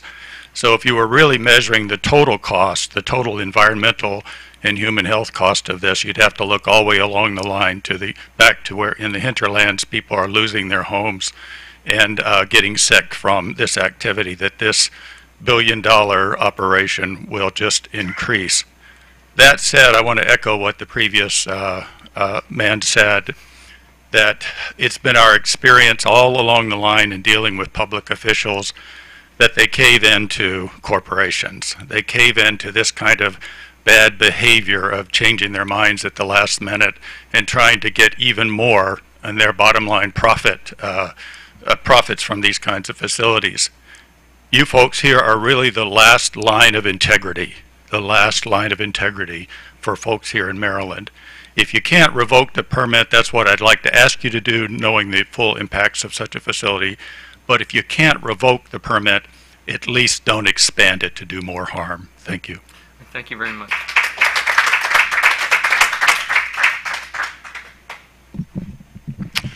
Hi, thank you for the opportunity to speak. Craig, C-R-A-I-G, Stevens, S-T-E-V-E-N-S, sixth-generation landowner, Silver Lake Township, Pennsylvania, where this gas is coming from. Right here is the announcement by Cabot Oil and Gas. They hold the contract with Dominion to supply this gas. Guess what Cabot has done to us? This is my neighbors. Many of my neighbors' well water looks like that. These are multi-generational farms, folks, that the water did not look like that before they came in to drill. The gas has to come from somewhere. I'm sorry, folks of Maryland, that my idiot neighbors and relatives decided to let them drill there. There is our own Pennsylvania Department of Environmental Protection. These are determination letters saying in those letters that your private water well has been found to be contaminated by natural gas drilling in your area. Don't let anybody, including Dominion, tell you people aren't being poisoned at the other end of the pipe, because that is a joke. There is a 9 square mile no drill area. Cabot was found guilty. I have the documents right here. They signed 4 consent order and settlement agreements. The CEO of the company that they're in partnership with to provide gas signed to say he did contaminate 33 water wells in a 9 square mile area. That, to this date, 7 years later, is still in effect. They cannot put a drill bit in there because they cannot clean up the water. That's why. So when you're looking at this, I look at it like blood diamonds. When we're turning on our light switch and it comes from gas, people are being poisoned on the other end to do that. I would like to talk about air emissions because that's what you're here for. But first, let's talk about going on FERC's website and finding out how many export terminals there are now. There was originally 32 import terminals in the United States. Now there's 40 export terminals. I will tell you what's interesting about that. My father spent 63 years in the Civil Air Patrol as an emergency first responder. I have his jacket on today. I proudly wear it. He's deceased 10 years now. And I'll tell you what he said. When you mix public health and safety with politics, everyone dies. It doesn't matter if you're talking AIDS or you're talking bubonic plague. You cannot deny or ignore the harm being done to people all along the route, from the extraction fields to the pipelines. When I inherited a portion of my property and bought the rest, the first thing I did was check my deed. You know what I found?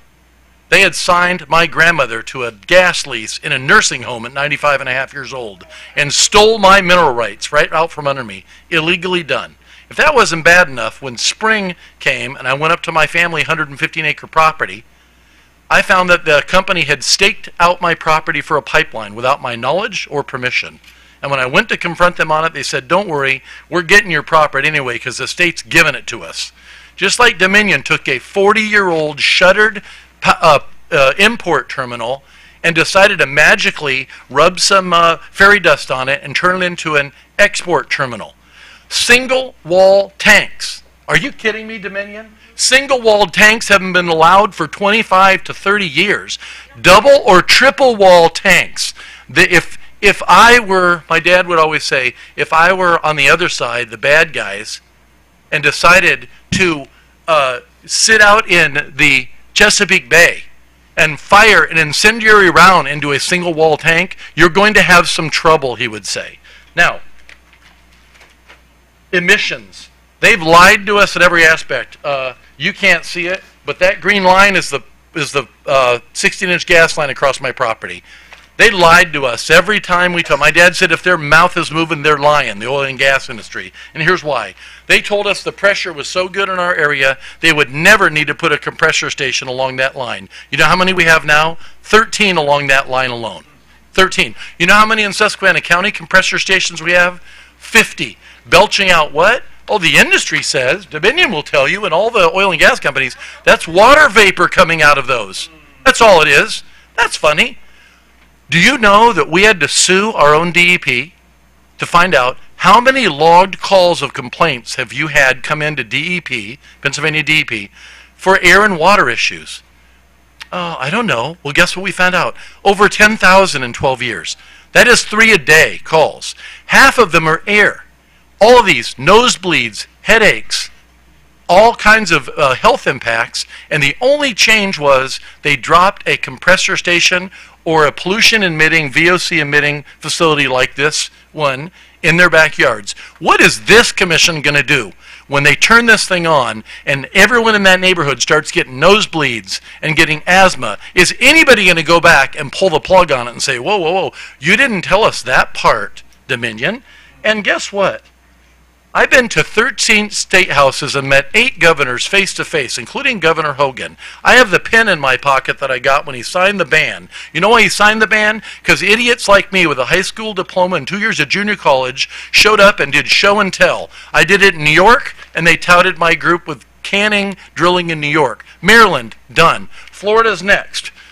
See the yellow? Those are the counties that have banned fracking in Florida, representing 80% of a population of 20 million people. They're not idiots down there. They love paradise like you love Maryland, and they're not willing to let somebody in. Why would you ban the fracking process and then allow what is the largest terminal of its type in the most populated area on this planet, not even in the country, on this planet?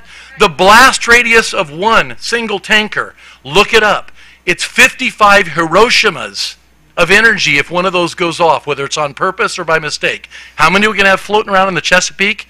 By the way, it's only 50 miles as the crow flies to where the President of the United States and Congress is.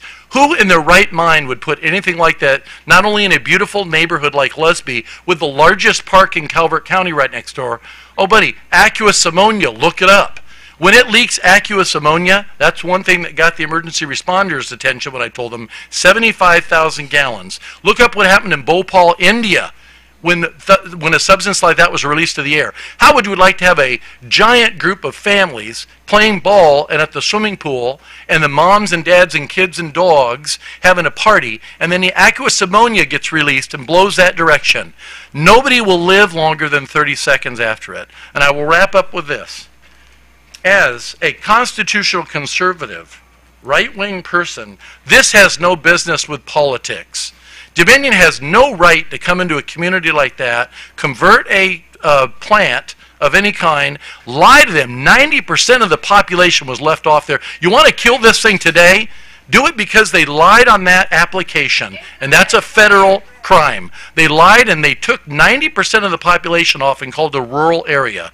If you live 50 miles from Washington, D.C., you're not a rural area, because as you know, I'm from Southern California. If you live in these populated centers, you know if there's ever a launch of anything that might fly over the ocean and hit us, it's going to be in that area. Why would we purposely put this? So I'm begging you, as a person who's on the other end, my water's been poisoned. I've been impacted by nosebleeds from compressor stations, watching children do the same thing.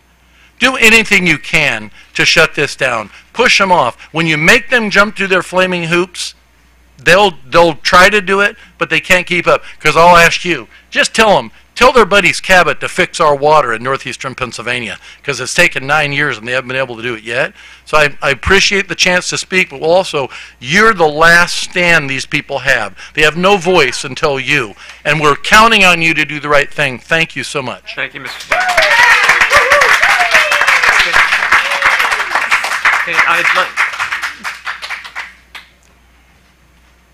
Hello, thank you for letting us speak today.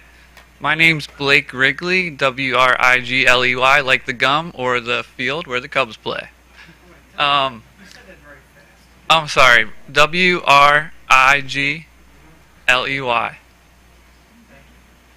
So I'm here with Maryland Environmental Health Network, where I'm an intern this year. I'm also a graduate student at the University of Maryland School of Social Work. So I'm viewing this from a social worker's perspective and a public health advocate's perspective. So basically what I want to say is very simple. The health of the environment is deeply, deeply intertwined with the health of people. And so I ask that you think of people and the communities, not just in Cove Point, but all throughout Maryland, along the Chesapeake Bay. And I'm here to stand in solidarity with them. Thank you. All right, thank you, Mr. Wrigley.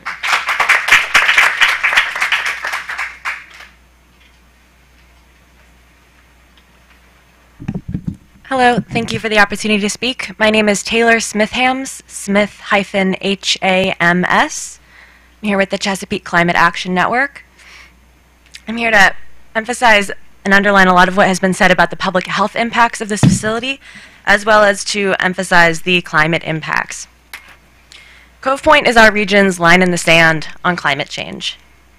Looking at the big picture impacts of fracking, the International Energy Agency concludes that a worldwide reliance on fracked gas would lead to 6 degrees Fahrenheit of atmospheric warming, in essence cooking the planet.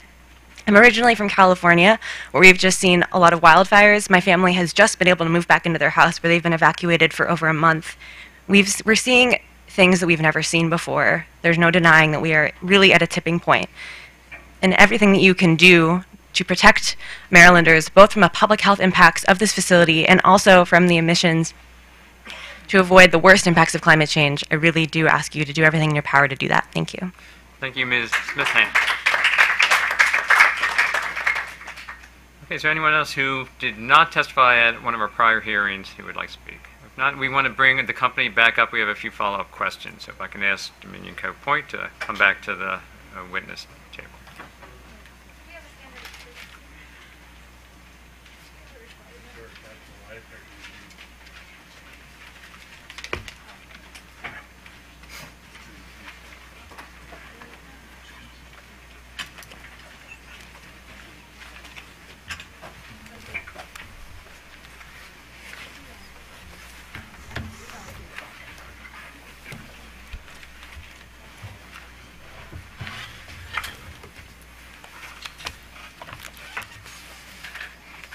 Okay, thank you for coming back up. I'll turn it over to Commissioner Richard for a follow-up.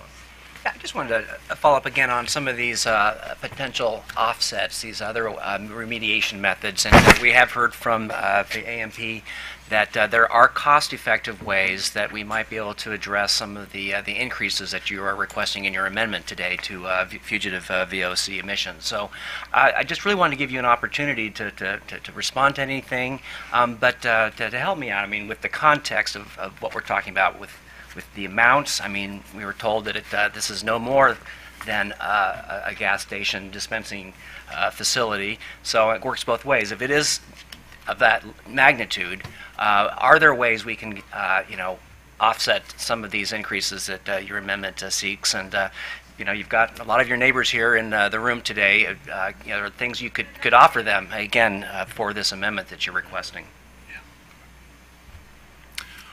Let me hit the flare minimization. We have designed flare minimization into our design of the facility.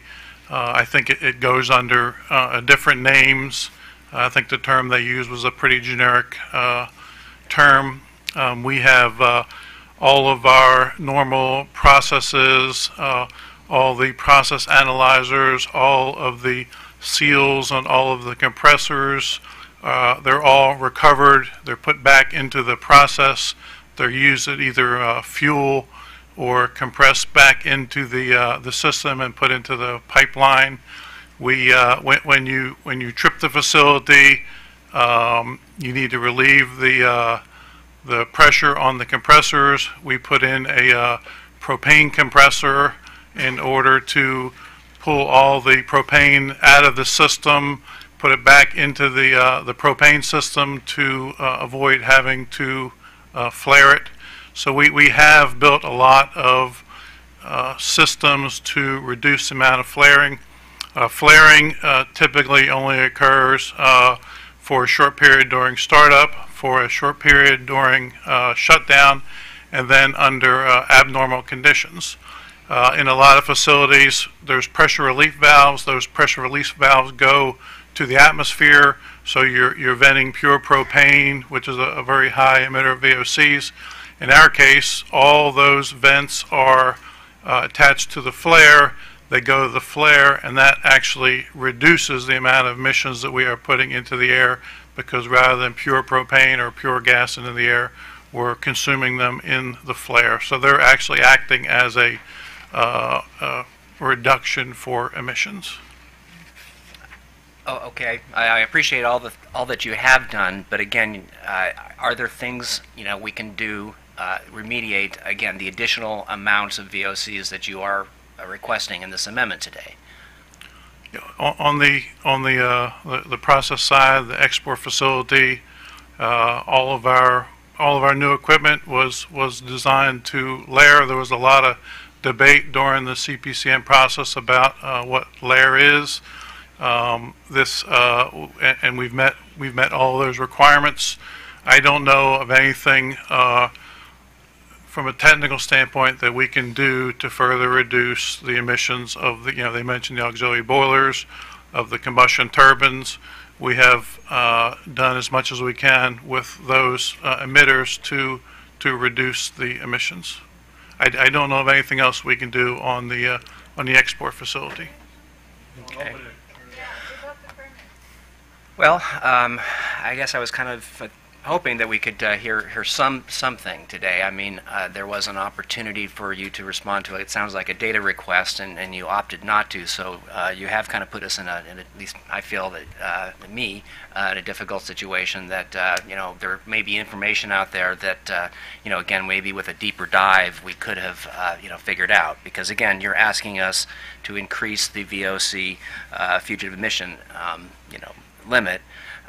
And so, anyway, I don't know, I guess I don't know another question to ask at this point, but again, I had hoped that you might find, what doesn't seem to be that much to offset in all your operations. So, with that, I guess I'll turn it back to you, Chairman. Any additional questions for the company before we? Yes, Commissioner Linton. Yes, I earlier asked a question regarding outreach to the community, and we heard from one of the commenters a few moments ago that they were not receiving any kind of outreach from the company. In fact, that the email list that was referenced was for supporters, as opposed to consumers that were interested in the issues that this plant and proposal brings up. So I just wanted to get your response to that. Well, I think one thing to remember is, excuse me, one thing to remember is, as far as information related to the proceeding, obviously we've had it on our websites, which are open access, and we make efforts all through the process to get word out to the public. Again, I repeat the advertisements as far as getting input. So we feel like we have given folks the opportunity to do that. So is there different information that would go to a supporter list as opposed to the general public? Yes. Yes. No, I don't. No, I don't. No, I wouldn't characterize it that way at all. Let me again ask the audience, please. We need a standard of truth in this room. Thank you. Anything else, Commissioner Lee? No, that's it. All right, thank you very much. We appreciate you coming back. I want to thank all our parties for their testimony today. I want to thank the public very much for coming out to be with us today, too. This concludes our hearing. We are adjourned.